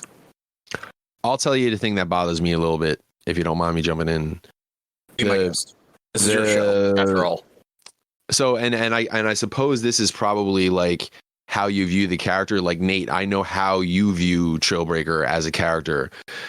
So this might not bother you as much as it bothers me. But like the Takara one kind of gives him a little bit of a dad bod, like where the hood of the truck is kind of pointed, like from his chest down to the bottom, looks like it's pointed outward a little bit. You know what I'm saying?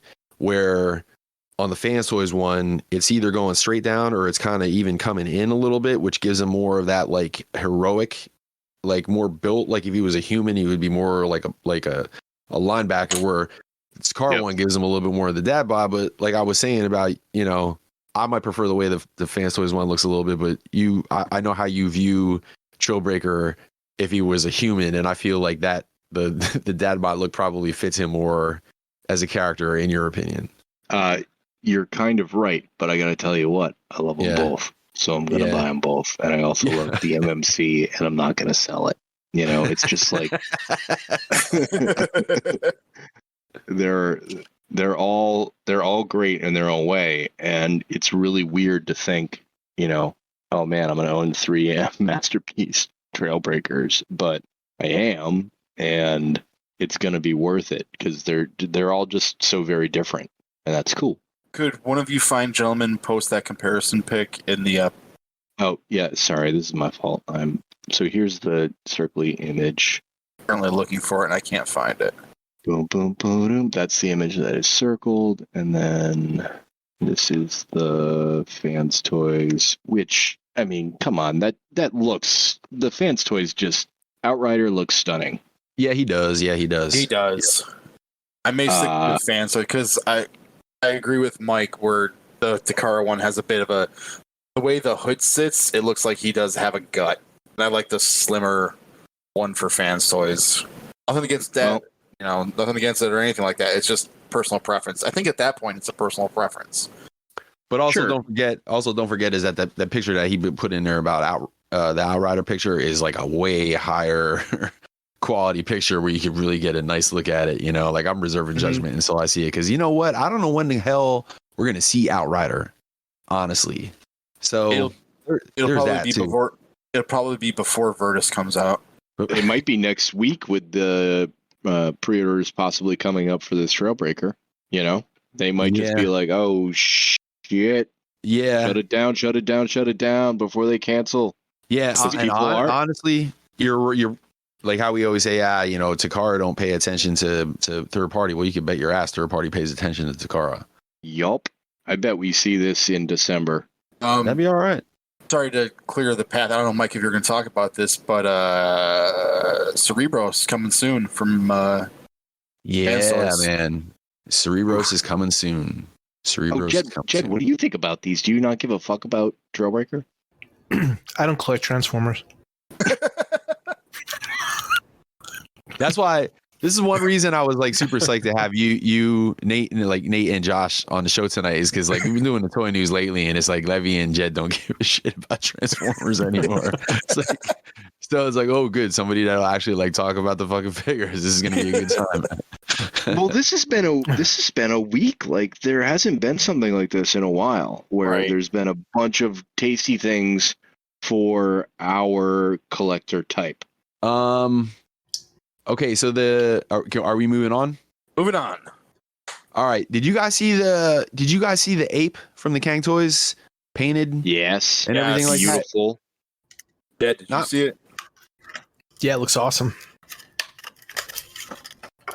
I'm glad they didn't try to shoehorn Optimus Primal paint job onto that thing, honestly. Mm-hmm. And I don't have a horse in the race. I'm just looking at it from an outside perspective that it's like, it's cool. Make it their, its own character. Yep. Made it evil. Yeah, they made it like an evil character. Yeah. At least I love it. Colors anyway. The black and the gold, it's exactly what it should be. I was afraid that they were going to shoehorn in the primal colors and put something in there that didn't, let's be honest, they're already playing with the color scheme thematics, but to do it even further would be egregious.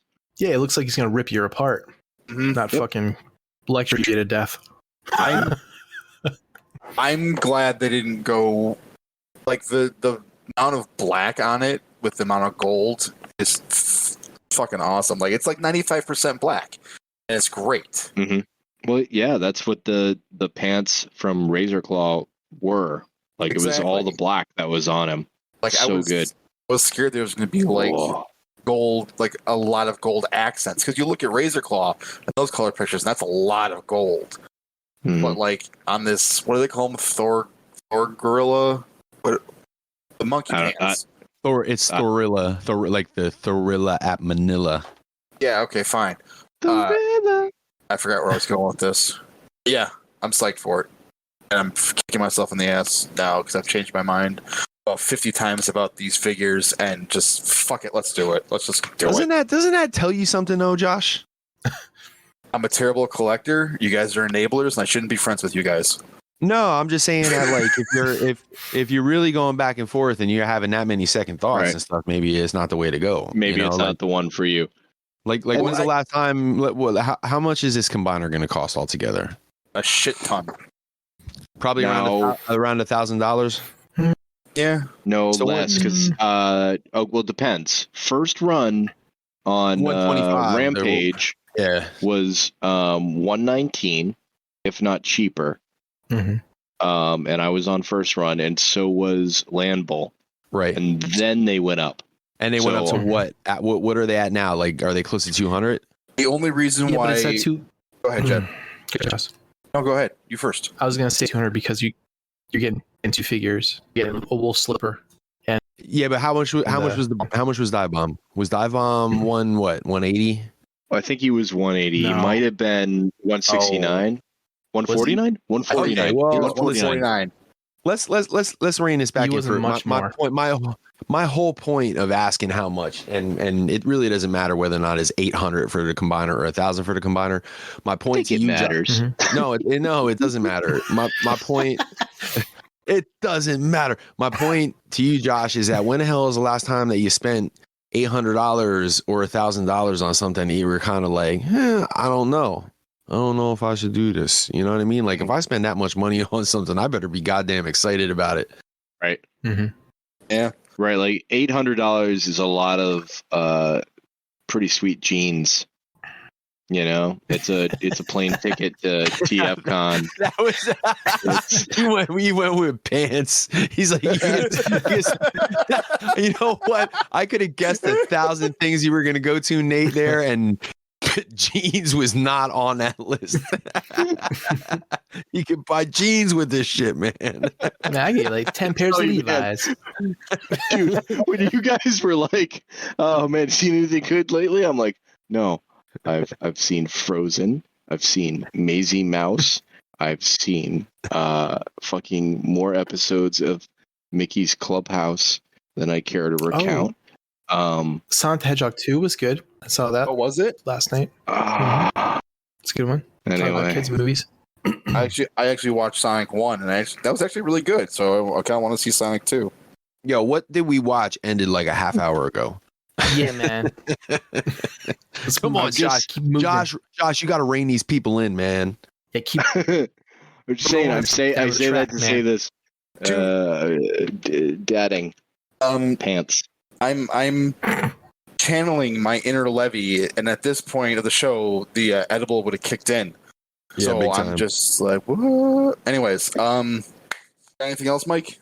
Yes, I got a couple few more things. Well, maybe not a couple few, but at least a couple. So really quickly, I actually did say couple few at work this week.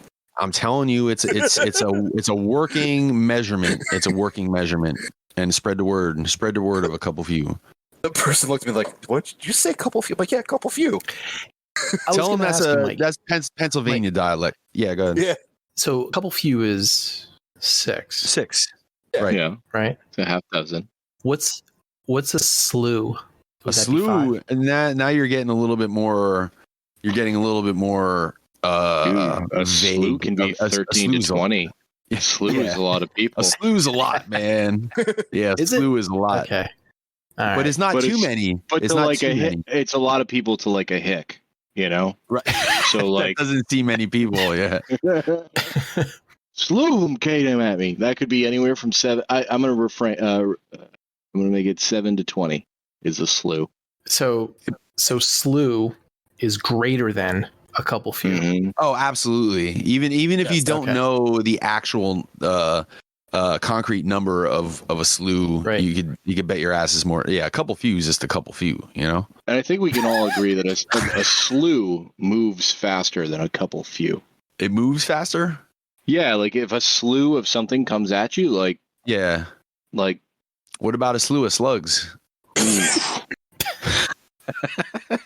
What the fuck is going on right now? I think you would call that a horde. I don't think you would call it a slew. Actually, I kind of want to know what a group of slugs is called. Hold on. All right, listen. Let's get. I got money on a horde. I'm pulling everybody back into toy news now that we've got that out of the way. So Vectron Labs is doing this Devastator, and they have some prototypes of the Scrapper. Mm. I think you're missing a key picture. I don't know if you have it or not. The Devastator picture? The one where it shows that the robot fits into a shell for combined mode. I'm pulling that up. I'm pulling that up right now. Okay. Wait, put this one in there, and then I feel like there was a better one. Wait, let me see if I can find the other one. I'm on their page right now. It's all. I'll tell you, so there are things that I like about this right off the bat, but the lines are too crisp for me, if that makes any sense. Where I've kind of gotten used to this toon look that everyone's been going for, and thighs usually have some kind of angle now, and I'm not seeing it here, and it feels like a step backwards, but I might be looking at the wrong.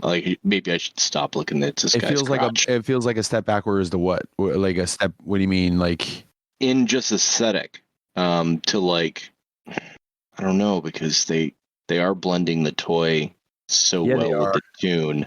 Yeah, they are. It's such a nice blend. I don't know. I'm picking on the wrong thing. Not enough bevel. Right. Not enough bevel. He's right. Yeah, He's right. Yeah. Yep. So there's the picture that Josh was talking about. I just sent it over on the one on the far right. You can see him just like it. Honestly, looks like he comes apart because it looks like up at the top, like in the back of the thigh or whatever. That looks like Scrapper's feet or part of his legs or something right there. Mm-hmm. 'Cause I feel like if that was parts forming, it wouldn't have there wouldn't be those gaps and shit in there. So I don't think it's necessary, because look at the knee. The knee is the top of the alt mode. It's the hood of the vehicle. okay, yeah. So I think that there's just a joint there. But that's definitely. But he is sitting in. I think he is sitting in a casing. Yeah. Yeah, man, that's wild, dude. It's just going to be like a big, for lack of a better word, it's going to be a big action master that you just plug the Constructicons into, and it's like, man. And I'll tell you another thing, and it looks cool, don't get me wrong, but it's just not for me. I don't like the Ultra tune, like where they got the barrel of Mixmaster. I don't have that picture here, but it's split at the knee, which is how it was done in the cartoon, which I think is, again, a case of taking cartoon aesthetic too far. But the very interesting part of news that I heard about this thing is it's going to be, I think it said 62 centimeters. Yep. And that puts it at 24 and a half inches, which puts this way taller than any of the combiners. Yeah, and you read their statement. And I actually posted this on the Reflector Files, and I made that comment that I think they're making a little bit of a mistake, because you're now establishing a new scale for combiners, but this is the only one that there is, which means either people are going to get this and just have it be at a scale with everybody else, or they're going to get this and say, I want bigger combiners because I think they should be bigger. But if you do that, now you're completely scrapping all those other combiners and starting over. And I just can't even begin to imagine doing that. Mm-hmm. I'm locked in at this scale. The Zeta Toy World Moon Studio scale, that's where I'm at with combiners, man. Unless they follow suit. Because it's not finished yet, right? There is no Piranhacon in that scale. There is no Computron. Terracons. Oh, there's no Computron. Yeah, Terracons. No, there's. So there's still a lot to go if this company really pulls it off. And if I mean, people have shared the scale charts and they're like, no, they're right. This is how high it's supposed to be. That And scale it's like, chart's ridiculous. cool. Friggin' awesome. So for me, like a guy who I don't have any MP combiners other than Motormaster from XTB complete.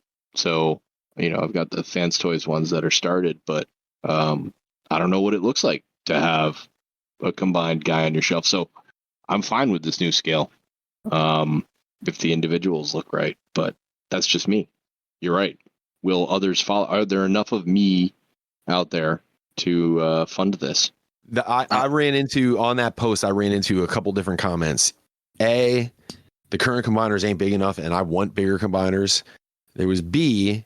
I always see, I almost said Constructor, Devastator as the biggest of the combiners because it was him and Predaking because they were 6-member, not Predaking.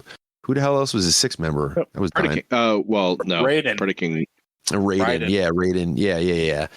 Like, since there's 6 members and shit, it should be bigger. So they see him as a bigger combiner. And then there was C, the Devastator fan that don't give a shit. Like, make a Devastator in every goddamn skill imaginable. And I just want these Devastators. Those are like and there was a surprising amount of them. Like, cause I thought for sure when I saw that scale, man, I thought they were committing suicide. But apparently we're a lot sicker as a fan base than than I initially gave us credit for. Speaking of scale, are we done on this one? Because there's something else that freaks me out about scale. What's that? I mean, I'll let you run your Toy News show, but it looks like this Fort Max head is imminent. Oh, yeah. Well, that's going to actually lead me to another piece of Toy News because this kind of it has a little bit to do with that Fort Max. Yeah. So let me just give the backstory real quick because there's this little toy group and it don't even have a whole shit ton of people in, but it's starting to grow lately. This Troy McClure's toy sales group or whatever. And they were the guys me and Jed talked about the Junkion Combiner maybe, I don't know, 2 episodes ago. And I've been in that group and I've been seeing some of the shit. Anyways, I pre-ordered a Halonix Maximus.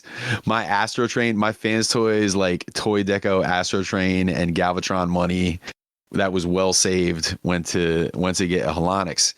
And they do some high quality shit but it was all 3D printed stuff. The Halonix is 3D printed. They were doing a Alpha Trion that was 3D printed. And they've been teasing a Metroplex. And initially I thought this Metroplex was going to be just another like 3D printed job like they've been doing, but apparently they're going to be doing it as like going to mass production, like actual mold injection. Really? Yeah. And hang on, I'm pulling some pictures of it for you guys to check out, but it's going to be the same height. It's going to be the same height as the Fort Max. It's going to be 48 inches tall. Fuck. Yeah. When you see it, it looks so fucking good. Oh, the company's called Like Toys. Did I make that? Did I say that? Like Toys? No, you didn't. No. The company is Like Toys. So there's a picture side by side. The one is like on the right is classic G1 look with the real skinny waist, and then they're doing waist fillers that you can add in if you want to, and that's the picture on the left. But how fucking good does that look? Is this an NFT or is this a render or is this an actual figure? This is a render right now. It's a render. But it's a render of a very beautifully sculpted looking thing. It really is, yeah. That looks amazing. It does look amazing, and I'll tell you this: not that I'm going to judge how they're going to do on the Metroplex by that Halonix when it shows up, but I've seen pictures of that thing and some pretty dynamic poses and stuff. And for like a 3D thing, like a 3D printed thing, I thought that was pretty impressive. So I'll see how that feels in my hands, but. This is an ambitious project to start out on. It's not like, let's do a cliff jumper. Right. So it's a little on the scary side, but as far as the way these renders look, I'll show you a couple other pictures. So it's a lot of plastic, but you really only have to make sure the hardware is really good in the hips, knees, feet. It's And all ankles. in the hips. It's all in the In the hips. hips. Like, I'm looking at this, and this thing is going to be 2 feet tall. Like, No, 4 feet, dude. 4 feet? 48 inches. What are you on some Yeah. metric system, Chicago metric system? Yeah. Fuck. Yeah, no, me. you can. Change- Yeah, you That's can still- definitely like go in the carpool lane with this guy. Like, Yeah. Oh, totally. This is a small child. Like, Yep. But And it just- I'm gonna tell you something. If they make this and it's good, I'm 110% in on this. And if I'm 110% in on that, I'm also 110% in on if they do like a Metro Titan, which I can't imagine they wouldn't if this thing went over really well. They would have to go Decepticon next if they do. I would say they'd have to do Tripticon. Well, I'm how much saying extra Metro square Titan footage because in the Metro renovation? Titans is a repaint or a Metroplex. Oh, I mean, for repaint value, yeah. How much would this go How much for? room do I got? They're saying they're gonna keep it south of $1,000. So $999? It could, you know what I mean? I'm sure it's going to be pushing the edge. Yeah. And I mean, for a 4-foot robot, you know. Yep. I'm going to take the sting out of mine by selling my Metroplex because that generation's Metroplex sells for pretty decent prices. And I got like the add-on kits and, you know, the extra mini bots and the 6-gun that before and after, you know what I mean? So I'll be able to take a hell of a lot of sting out of the cost of this thing by getting rid of that. Because I think a lot of people are going to see the price tag on this thing and think, nope. But they definitely need a Metroplex for their collection. and that, you know, that old one's kind of tough to find these days. Let me throw a question at you. They release Metroplex on its own. And then as their next figure, they release 6-gun. Are you okay with that? Or would you rather 6-gun comes with Metroplex? I would prefer that 6-gun, Slammer, and Scamper all came with Metroplex. Oh, of course, I would prefer that. Agreed. But is it going to change my decision to buy it if they don't, and then you end up having to pick up those couple of extra figures? Like, I would begrudgingly click the pre-order button. Yeah, I mean, it's true. Like, most people aren't going to give a shit about those extra characters, so sell it like this. But then there are going to be enough Do you think people. so? Do you think so, Nate? Yeah, I don't think the... I mean, like if you're going to have him like this, Yeah. then you don't need those other characters standing around his ankles. I feel like you kind of do, man. But I feel like if you you kind of do. got him in, see, this is the alt mode guy thinking that bot modes are worthless. So, Yeah, really. So like, but if you've got him in city mode, then all those components become important and part of the play. All right. Well, Jed, Jesus, man, there's too many people on the show. I keep getting your names wrong. Nate, I'll say this much. I got everything in bot mode, and I love having, you know, like Cog standing in front of Fort Max and Fast Track standing in front of, like, to me, like, we were just, you know, we were talking about Moon Knight and shit. Like, it's like their little avatars. I feel like, you know what I mean? Mm-hmm. Like, it just makes sense to me, anyways, to have them guys in bot mode, even if you have the city in bot mode. So, are you excited about this, Mike? I'm totally. Yep. Well, aren't you gonna like wait for like a Fans Toys? I'm gonna no, because like, all right, I know this is also hypocritical, especially with Nate on the show, because we have the Nate and Mike rule, which is eat your vitamins and exercise, and you'll see every toy that you could possibly want to see, like, during your lifetime. And I do agree with that, but I would like a big Metroplex sometimes before I'm like 55 years old. You know what I'm saying?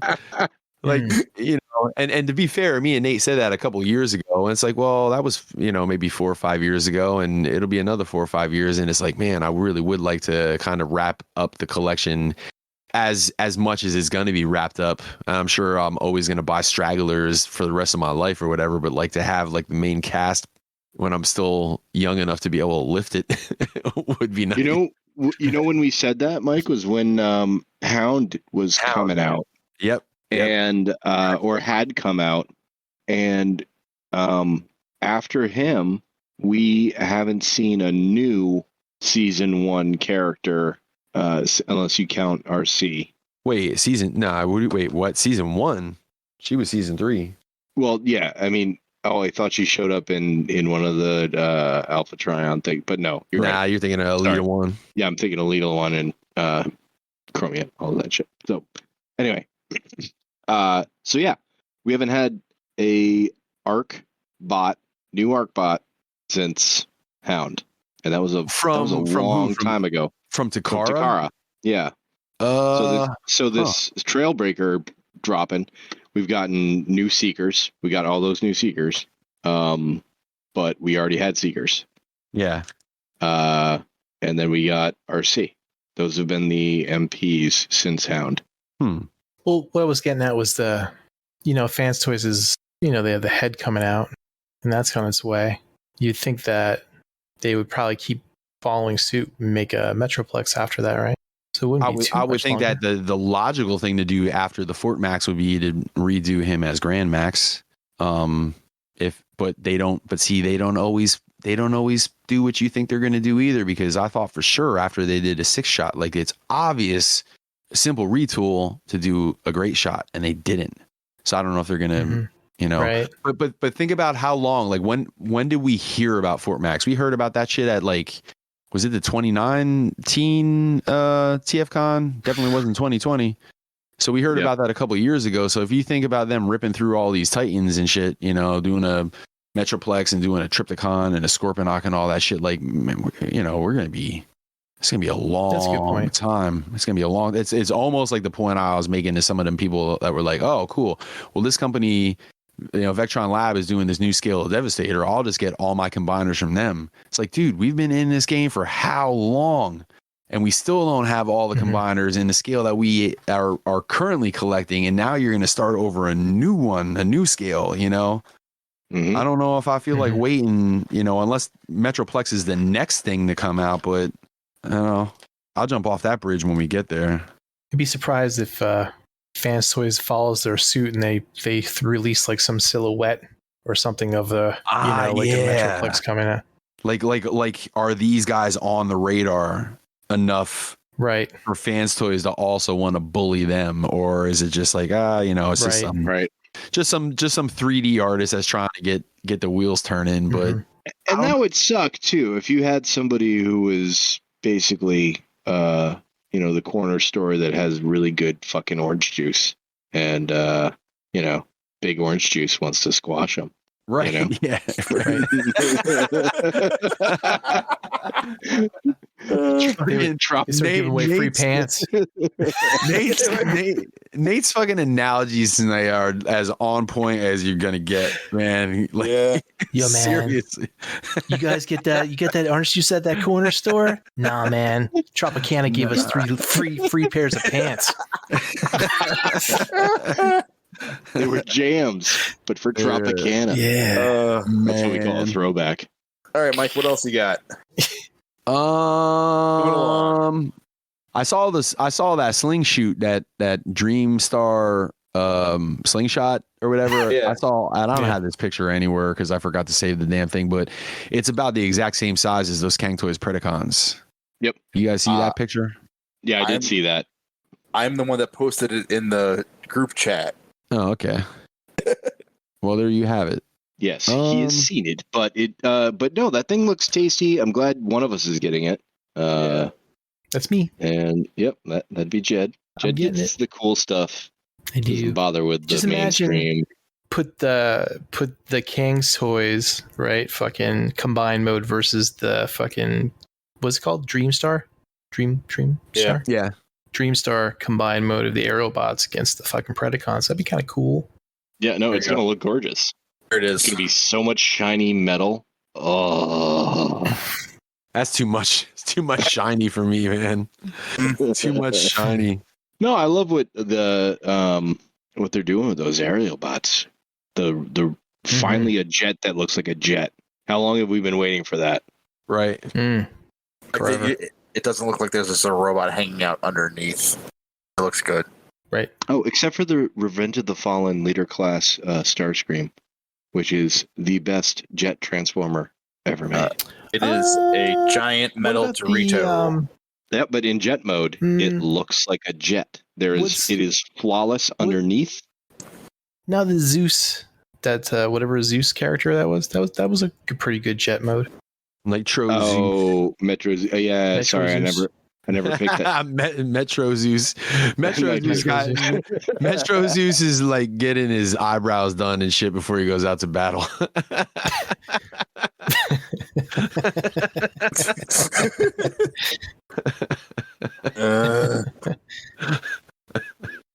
Sorry. What else do you got, Mike? I got one last piece of Transformer toy news, and it looks like from the same people that brought us the Studio Cell Unicron is coming, the Studio Cell Primus. And I'm putting some pictures in the chat. You guys see that at all during your travels this week? Yes. I saw it. Looks interesting. I'm in for this. I'm in for this for robot mode. And I don't even give a fuck about scale with Unicron. Obviously, it's ridiculous. You ever hear anybody talk scale with Unicron? Just tell them to stop, because you're not gonna get the MP Unicron. You know what I mean? Like, so to me, that's the one spot where them and like the city bots, true scale really doesn't matter. So I just kind of like wanted a symbolic representation of those characters, and I think the Studio Cell Unicron in robot mode is pretty much perfect, and I can probably expect the same out of, whatever happens with this thing. So I want that Primus. And you really don't think that this would be better in planet mode? I think it looks cool in planet mode. That little planet mode looks pretty dope.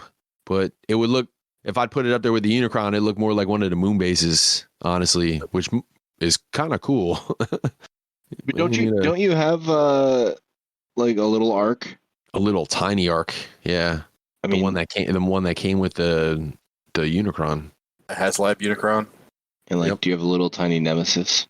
I do not. No, I almost folded and bought that stupid Galvatron just because I wanted that shit. But then I'm like, dude, what am I doing? I'm trying to get what am I doing? And I stopped myself. I've had a couple of those moments over the last couple of months. I was very proud of myself. No, it's good. Adulting. Yeah, man. You're building an addition. That's the transformation of itself. Well, unless the addition was to put more toys in it.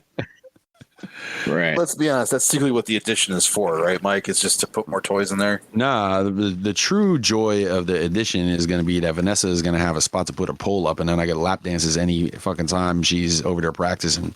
That's worth his weight in gold. Nice. Anywho, that's not what would happen if we got it in addition. It would be the one on the stripper pole. Probably. Oh man, you guys. Never mind. We could talk about that later off the air.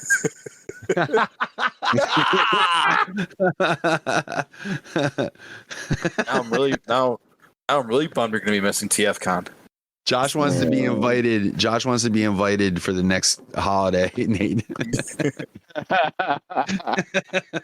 I'll bring the Manischewitz orange juice.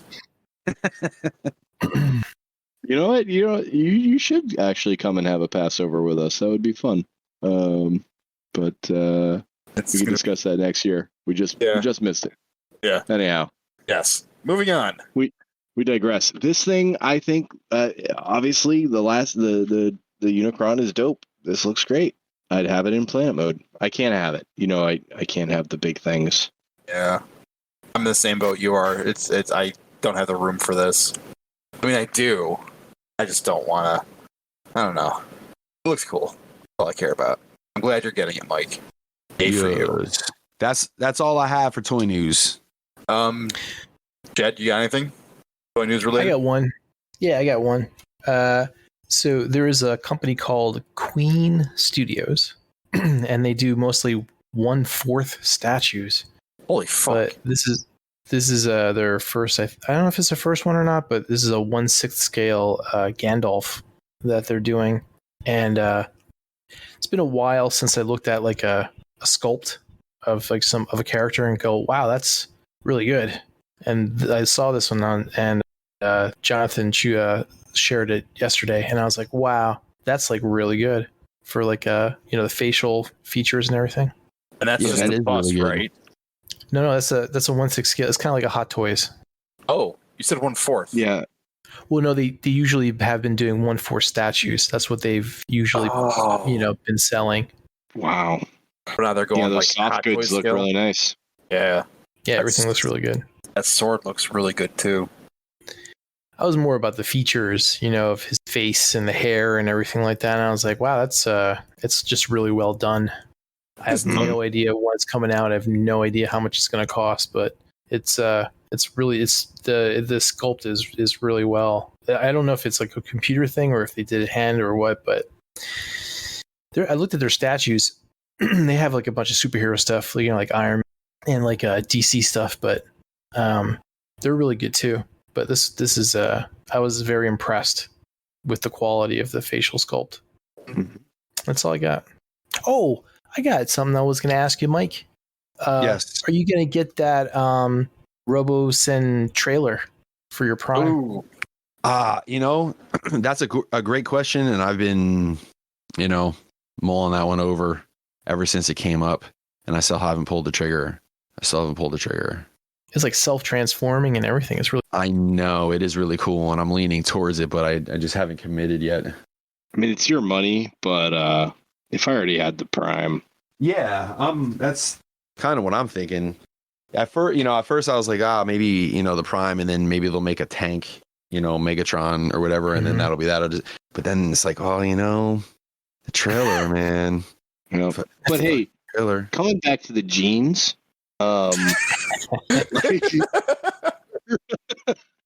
You're doing this new addition on the house.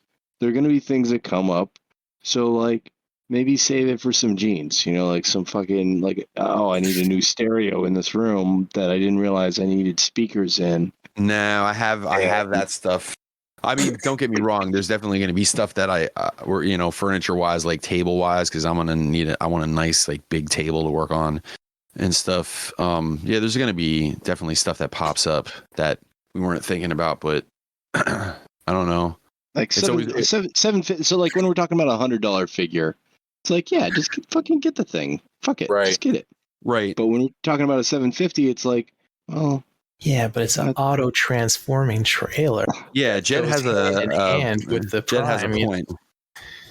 See, I think to err on the side of caution in this one is to actually get it, because you're not going to find an auto-transforming RoboSen Prime anywhere on a secondary market that is even a cent less than what it was originally sold for. I highly doubt this is going to be something that's going to lose value. So even for if I err on decade. Right. So if I err on the side of caution and just get it and then decide, maybe I didn't need this down the road, it's not like I'm going to be losing any money selling it. And it's not a big thing like Unicron that's going to, cost an arm and a leg to ship. You know what I mean? It'll be right. So I don't know. I kind of feel like my gut is telling me to get the damn thing. Even if you don't want it and you want to flip it, you'll make some money off of it too. Yeah. Yep. Agreed. Just for the space.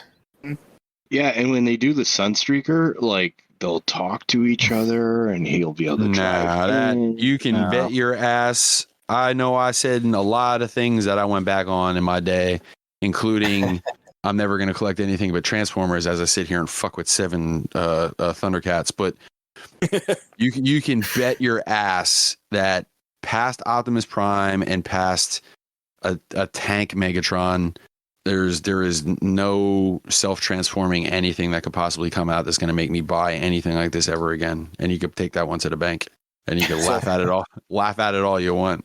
Self-transforming Alligatorcon? No, don't be so stupid. Oh, P.S. Mike, I have that Year of the Horse Prime.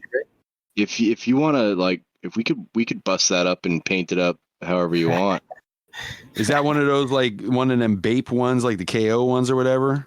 Year of the Horse. It's the one with the gold instead of silver, and like the black waist and a darker red and a darker blue.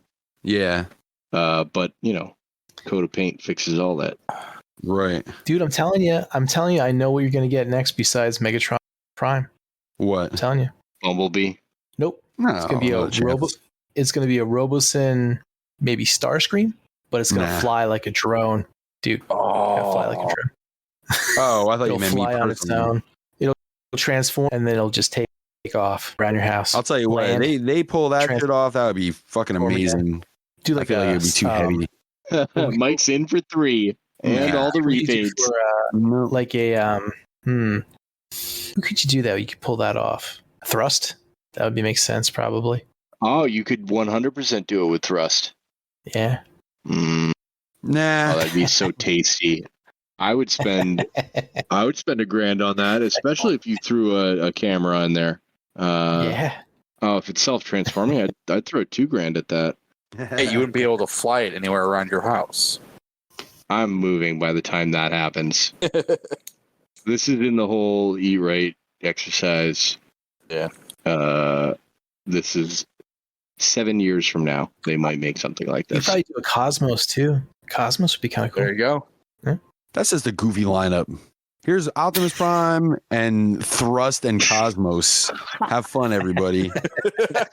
Yeah, but They fly. What if you could make? I bet you could make a badass story that is just centered around those 3.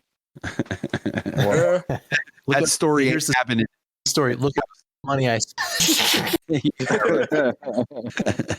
Here's where I Yeah. went into debt. All right, moving on.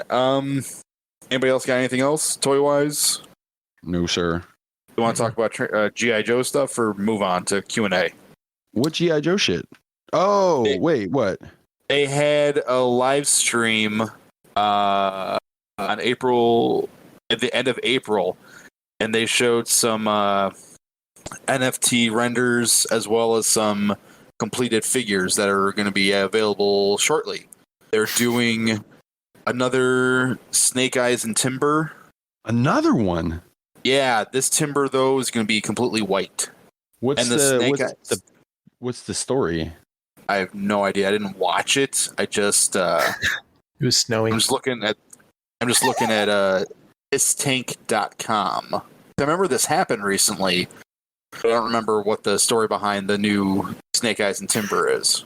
I saw a post somewhere when they were going over this stuff and they were going over like the Legends. Someone said, "Hey, you remember all that shit that you bought before? Well, here it is again." Yeah. Buy it Exactly. again. Basically, they had the Black Panther wave and a bunch of other stuff. Mhm. Like, here it is again. Just buy it again. They're doing like retro stuff too. So there's a retro Zartan, a retro Storm Shadow. Nobody cares about that shit.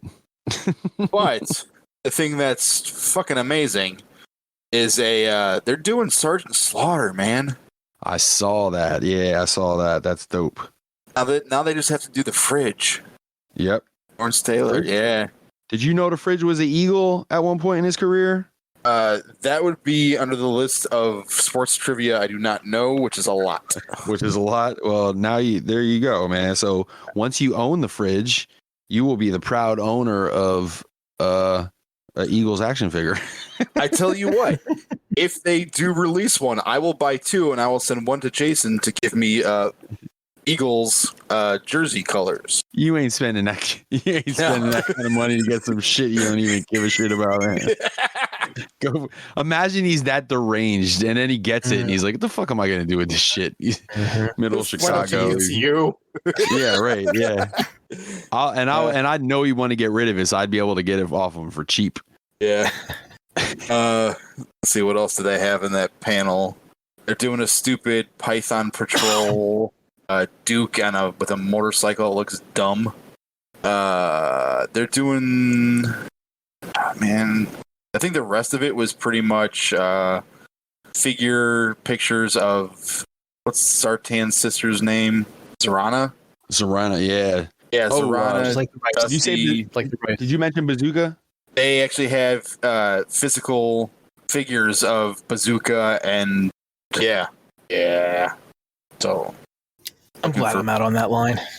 it's getting to be pick and choose what you want, not complete everything. For me personally, I'm not completing shit, man. I'm getting one version of everybody, and that's it. hmm That's why they put the numbers on the side of the box, so you can have them all lined Well, up. except for the troop build and shit. Like I get a couple troopers and a couple vipers or whatever, but like Yeah. I'm not They trying are- to get, Pandot Viper. Yeah, no, they're no, doing no this. fucking PennDOT Viper for me. Thank you. They are doing this 2-pack. It's a male and female ninja, which was interesting looking. I don't know if you saw it, Mike. No, I'll throw that in the chat. I do not know what you're talking about. Sir. Ninja. Speaking of ninja, I need more ninjas. I was gonna say, speaking about Ninja, Storm Collectibles just threw out pictures of their Sub-Zero. Unfucking believable. What, like Mortal Kombat 11 Sub-Zero? I forget what it says. Something from. Is there a place that starts with a K, like Kunlun or something like that? Kunlun is Iron Fist. Yeah, it was something like that. You're not thinking of Lin Ku, are you? Is that it, Linku? Yeah, that might be it. What's that? I don't know that. Who the hell are they, man? That's the 2-pack. But who are they? I have no fucking clue. I'm a sucker for ninjas, though. Yeah. Well, you get one male and one female, and I think those masks look really cool. It'd be like a cool addition. Yeah, those are cool looking. Let's see what else we got here. Here's the. I like how their eyes shine at me like they can see my soul. Yeah. There's Rana. I'm sorry, Mike. That's a 1/6 scale Sub-Zero they showed. Okay. Weird. An assassin of the Lin Kuei clan. Yeah, Lin Kuei. Yeah, that's Whoever Zarana does looks. this- That Zarana looks good. It does. I really wish that they do the Dreadnoks. Like really, like just give me the will. Dreadnoks. Give me And the then- Dreadnoks in a like a 6-pack or whatever. Yeah, I can see that. Yeah, that's all I got for G.I. Joe stuff. For the most part. I mean, there's the. Let's see. What else we got? There's this Viper. You can troop build, but it's only coming one per package. Hold on, it's a Crimson Viper. Looks cool. I'm getting at least two of them. The Crimson Guard, man. Yeah, I'm getting a couple of them. Yeah. Yeah. Someone posted that Sub-Zero post said, "Nah, I don't need to be collecting them in different scales. I need to complete my 1/12 ones. That is seemingly possible." Hey, Right. you guys were talking last week. They haven't done any female characters yet at all. No. Who's that? Well, in Storm. No, that's the cool thing is they did the Golden Axe check, and they did another check from Samurai Showdown. So I have a feeling that female characters are on the way, just with those two released, and then my Shinryu characters are on the way. I can see them in my stash. That song sounded very much like something out of Team America. So I was picturing like a bunch of puppet women. Anyway. All right. They've done female characters for other franchises. They just haven't done them for Mortal Kombat yet. Mm-hmm. Well, Like, I you mean, gotta- they're like released. They're like working on the mold, so I'm sure they're going to re-release and reuse the design. So it'll be that one, and then Sheer probably Mortal Kombat stuff, maybe. Who knows? So Q&A? Yeah, Q&A it is. You know what? I put them up, but I forgot to share them anywhere. So we got one question, and that is from Jonathan Oxton. I'm going to read the second part of his question because we can't answer it yet. And then we'll go back to the first, because he said, if anybody happened to get their DS Blaster, could you answer the question from last time? And I haven't gotten mine yet. Did you get one, Jed? I actually will be getting it tomorrow. Mail. Tomorrow. So I canceled my pre-order. You did because of Fans Toys or because of Money. Lack thereof. Yeah, I hear you. Yeah, enough I money like for my KFC and Kank Toys, you know, Predacons.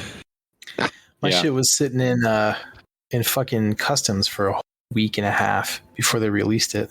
So Yeah. finally it's on the way. frustrating. Yeah, man. Fucking Jersey. Oof. Don't have that problem in Ohio. Fucking Jersey. Dude, They sit I forever. hate it when a package is sitting somewhere and it was just a question of the employee looking at that package and going, there's room on the truck. But Yep. my No, shift it's ended customs. 10 seconds didn't- ago. They didn't release it from federal customs. That's where it was sitting. Yeah. Not like, hey, let's get it loaded up. They were just like, I'll get around to fucking scanning that fucking box from China. Mm-hmm. So you want to hear something funny? Speaking of shipping, Remember those ramen toy Centurions? Yeah. Mine are still in China. Yours are? Yes. The ones I Wait, ordered. Along with since Jason when? Lowry. Since November, since Thanksgiving. Get the fuck out of here. They're lost. Oh, I canceled it. I can't, like, in December, I sent them an email. I'm like, yeah, I'm done.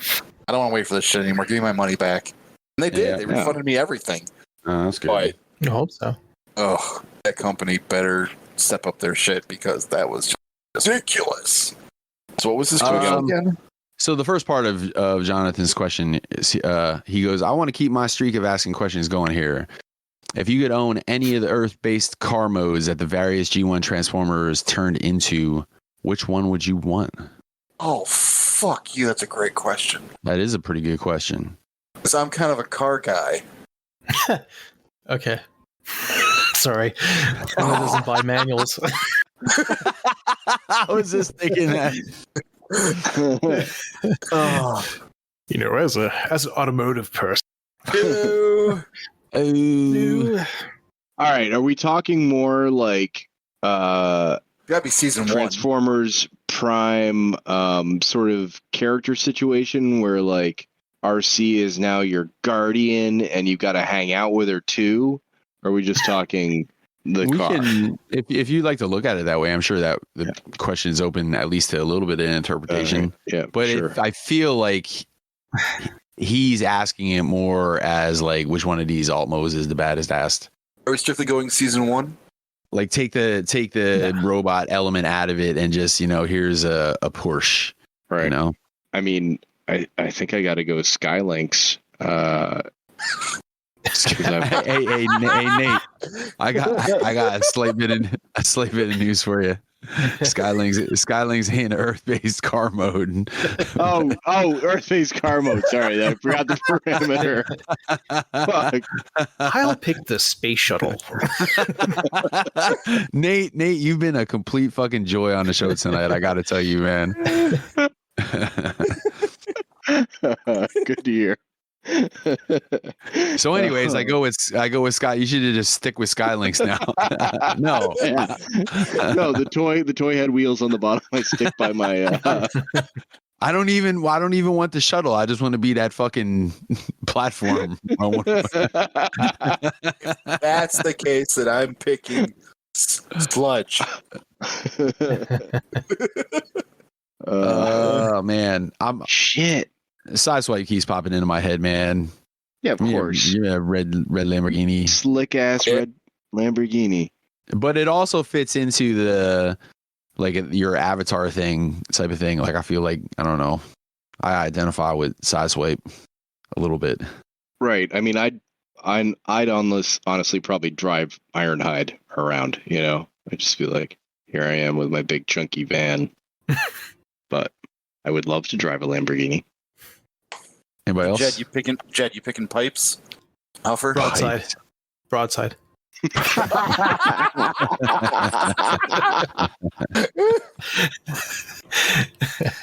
Had wheels on the bottom. Rolls like a champ. Rolls like a champ. Yeah, broadside. I had Datsuns. I actually owned a 280Z X like for a whole couple months before I sold. So I already had that, and I had a Firebird already, which was track. So had that already. So I don't know if I would want like a Lambo because. Wait, you say Trax was a Firebird? Was he a Firebird Trans Am? Trax is a Corvette. Oh, was he a Corvette? I'm sorry. Okay, Yeah. Corvette. All right, sorry. I didn't have a Corvette, but I did have a mullet. I forgot that he was a Corvette. I thought he was. Was there? There wasn't a Trans Am, was there? No, I don't think there was. Windcharger? What was? Yeah. No, Windcharger was. That's a good one, man. I don't know. I think Wheeljack, because he had like a cool like racing car type of, you know, like I don't know what kind of racing car that was, but that was kind of cool. I liked it. So I think Wheeljack. I could see you two bantering back and forth at each other. Him telling you about his inventions and you being like, those aren't realistic. Listen, I got an idea about these dinosaurs. Nah, that's not gonna work. That won't work. Wind Charger was a Trans Am. Yeah. Was he a Trans Am? Okay. Yep. Yeah, I just don't know. I've just never been a car guy. I thought Jags were cool when I was a kid, but They are cool. I don't know anything about cars. Your British cars. Volkswagens are pieces of shit. I know that. Yes. What? So, No, I drove a Volkswagen when I was not a Beetle, but you know, like the Beetles are shit. 1992 sedan type. The fucking little motorcycle engine in the back. They suck. Or, you know, I hey, thought you about could always getting one when they came back, just because of my love of Transformers. Because when they came back, it was before I had met a Transformers community, so I didn't realize that there were other people out there like me, and I thought that like no one would get the inside joke, and I could just giggle to myself about it. But then I'd be driving a silly looking car for a joke. It'd be more of a goal. Yeah.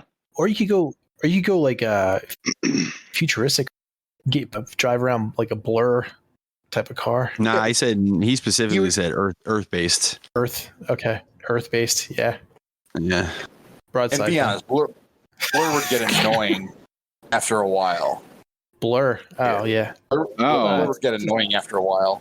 Well, that's like Trax. We were leaving Listening to off- fucking talk about himself all the time. Well, you know, I think I look great. This is so wonderful. What were the Stunticons? What types? There's another Lambo in there. Was there a Ferrari? Right. Breakdown was a Lambo. What was the car that Magnum PI drove? The one of them was one of those. I think that was Ferrari, Wild Rider. right? Yeah, it's Ferrari.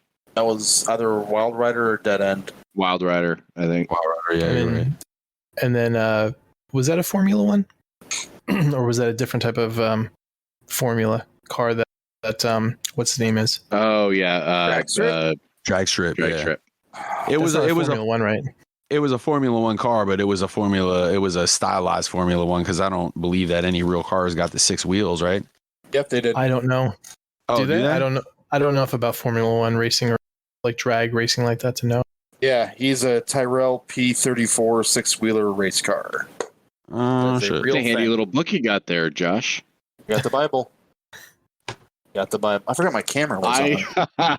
I completely forgot my Oh, camera was man. on the whole fucking time. Okay, so because of all I of was sitting this, here looking at my collection the whole time, trying to think of which one I would be. Luckily, you were touching yourself. That's fun. Yeah, seriously, man. Imagine he had us on one screen and had some porn on the other one. It's like, yeah, Mhm. I'll sneak one out during the Moon Knight discussion. Mhm. Mhm. The parody porn. Mute. Yep. Yeah. So because of all of what's going on in the court system currently, some people have been quoting the Bible at each other. So I went and grabbed my copy of the Bible, and then I decided to read it at my children today. My 3-year-old, I was like, let's start with Genesis. Oh, boy. Land of confusion. What? we only got to the 5th day of creation before my kids had enough. Wow. So I got a question for Q&A. Go ahead. We were done with was John's question? John? Yeah. Right? What do you guys think about the new Hasbro package without the windows and all? I don't have a horse in the race because I don't really buy a whole lot I of know that you shit don't at have a all. horse in the race, but what do you think of it? What do I What's think your of it? opinion? I think it's cool that they're trying to do something environmentally, cool Mhm. by like taking plastic out of the situation, which is good intentions. But I think it's gonna open up the doors for like, hey, I need that accessory and don't have to break through any plastic to get it. Right. Or I would like this head from this figure, super customizer style. Well, I just want to put this head on this other figure, so that head looks mightily available right now. Yep. With not much work. You know what I mean? It's a shame, but that's where my head goes. Yeah, but I don't know. Maybe people could start being better, not so shitty. Yeah, but you know better than that, Nate. No, That's but it's funny. okay. So sometimes, all right, we've all had this experience where you walk by somebody and then 10 feet later you see a $20 bill on the ground. Was it their $20 bill, or had it been there all day? Had that $20 my bill bill. been there for 2 days? Yes, you're different, Jed. I dropped that bill. That's my 20. That must have fell out of my pocket. Jed will watch a 20 fall out of your pocket and convince himself that is his. And he'll see it I'll come take it out of your pocket. I'll take it right out of your pocket. What about at the last TFCon, Jed? How many times did that happen? He wasn't at the last TFCon. None, actually. I None wasn't at yet. the last God, one. it was like, I think we got him. Damn it. Nope. Anyway, sometimes people have a moral code, and Not when it comes to action figures. but also, like, sometimes you think you're being watched. Like, let's say it's not a $20 bill. Let's say it's a case of $100,000. You will assume that there is a camera on you and that you're being watched if you stumble upon a great sum of money. So maybe if people have a little bit more of that fear, they'll behave better. I don't know. Just stop being assholes. So you're saying more Big Brother? Maybe more Big Brother in the stores, which is fine. Like, go ahead, let the people commit the crimes, and then arrest them in their homes afterwards with plenty of evidence. They should just make it so that it's real hard to open the box. Like, put like the double flap thing in with the front lock mechanism where you got to like work on it, and then you put a tape over top of it, so you can't easily just pop it open. So you're like fucking working out. You're like, "Argh," and then you can basically tell that the fucking box was ripped open. There's also this too, and I'm saying this from the point of view of somebody that's not a father. But like, how do you guys with kids feel about getting either yourself stuff or your kids toys that who the hell else knows, Booger Picker had their fingers on that shit. You know what I mean? It's something to think about too, man. Nate, you know what, man? I love your positivity and your glass half full attitude or whatever, but like we both know better that people are they're going to be the assholes, but like, no, of course, get plastic out of there. Sometimes I feel bad about being a collector and contributing to, like, I've just got plastic all over my house that doesn't have to be here. It's a waste. It doesn't better the world. It just connects me to, a few hundred people. But that's why I do it. So, but it makes me feel bad sometimes. I'm like, this is awful. This is a waste. But so get a little bit out of there. Take away that little plastic in the packaging. I don't care. I'm not going to go in there and drop my old figure and take a new. Like, I can't believe people do that. To use that there energy, just fucking buy it, turn around, and fucking bring it back. It's not that hard. I can't believe people use that much energy to get $5 off a toy or what. Just go do something else. Go make a movie or fucking ride your bike. Make a movie? I don't know. Parody porn. You're using your creativity in the wrong way. Fucking lazy asshole. So don't be a thief. Can I put my 2 cents in? Sure. We're running out of time. Hasbro does not care about the mint and seal peel collector. With no plastic, you are not guaranteed to always get the figure that's inside, and people are not going to sit there and pick and choose which character is the best representation or which figure is the best representation. Paint mishaps and all that stuff. That's what mint on card collectors look for. That's why they have the plastic there, so they can see, this eye looks better than this one. I'll get this figure. And another drawback is anybody can now take that packaging, put whatever the fuck they want in said packaging, return it, and the idiots at Target and Walmart are going to sit there, hold it, and go, okay, we'll give you your money back, without even looking inside to see if this is, in fact, said figure that they're returning. They don't do that. Wait. What are you talking about where they're saying about the mint and sealed peel? Like, wait, what does this have to do with that? That you can't see the figure? You can't Or see what do the you say? figure in there.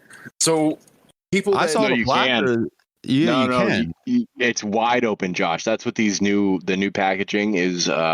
Where you normally would have that thin window of plastic. no, I'm talking. There is now nothing. You can reach your hand right in there and just stroke their chin like it's your long lost lover. I thought we were talking about the Marvel Legends new packaging.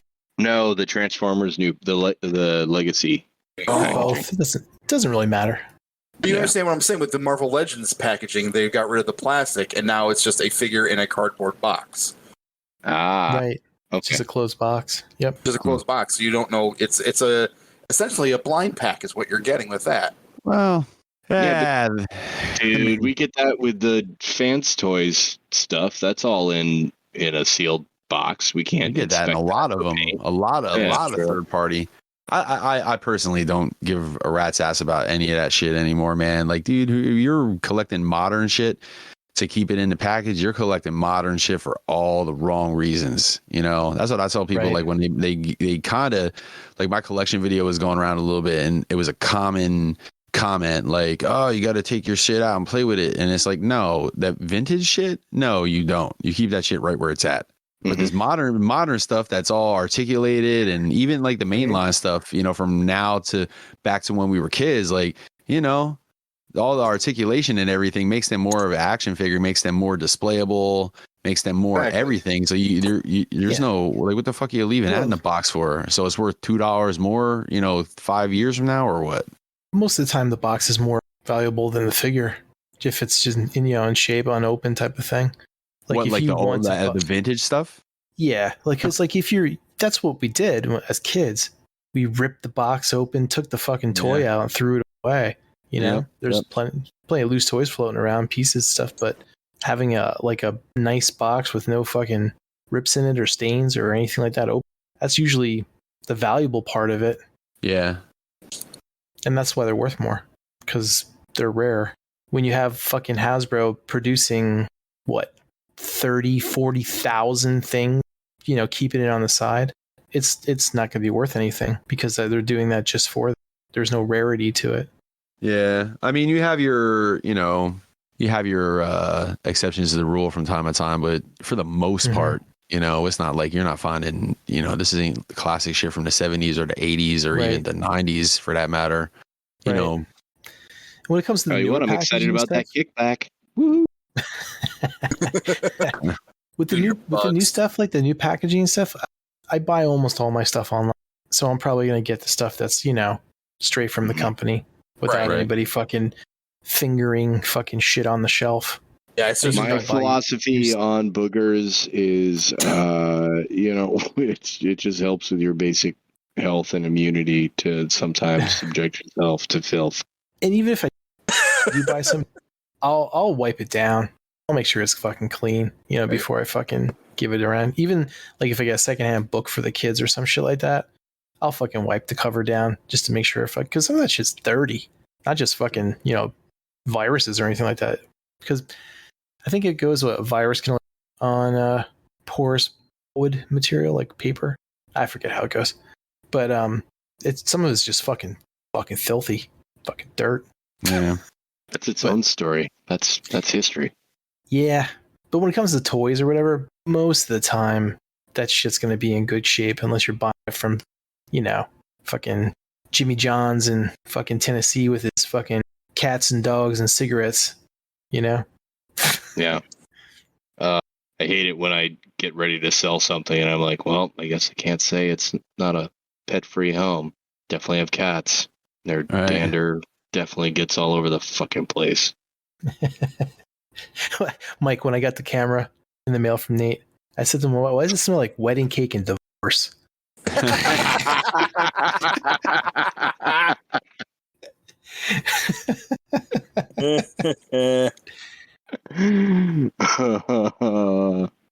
on that note, Josh. Yes. Oh, sorry, Nate. Go ahead. What were you gonna say? No.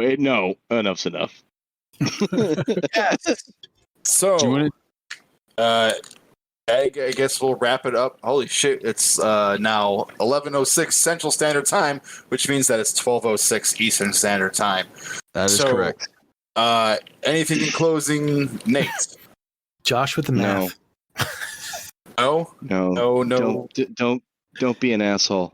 Anybody. I'm not saying you specifically. I'm saying people out there. Don't be assholes. I myself personally make no promises not to be an asshole. All right. Hug your neighbor. Yes, sir. Jed, anything in closing? Follow me for more tips on real scam. Follow Jed for more tips on shitty ass fucking internet because we didn't hear any of that sentence. No. No. You broke up the last. It broke up on 8 of the 12 words that was in that Did sentence. it? Okay. Yeah. Well then, don't follow me. Fuck it. Myself personally, I got nothing. Sorry I didn't plug my YouTube. Taking a break. Mike, closing thoughts. My closing thoughts are enough's enough. We're out.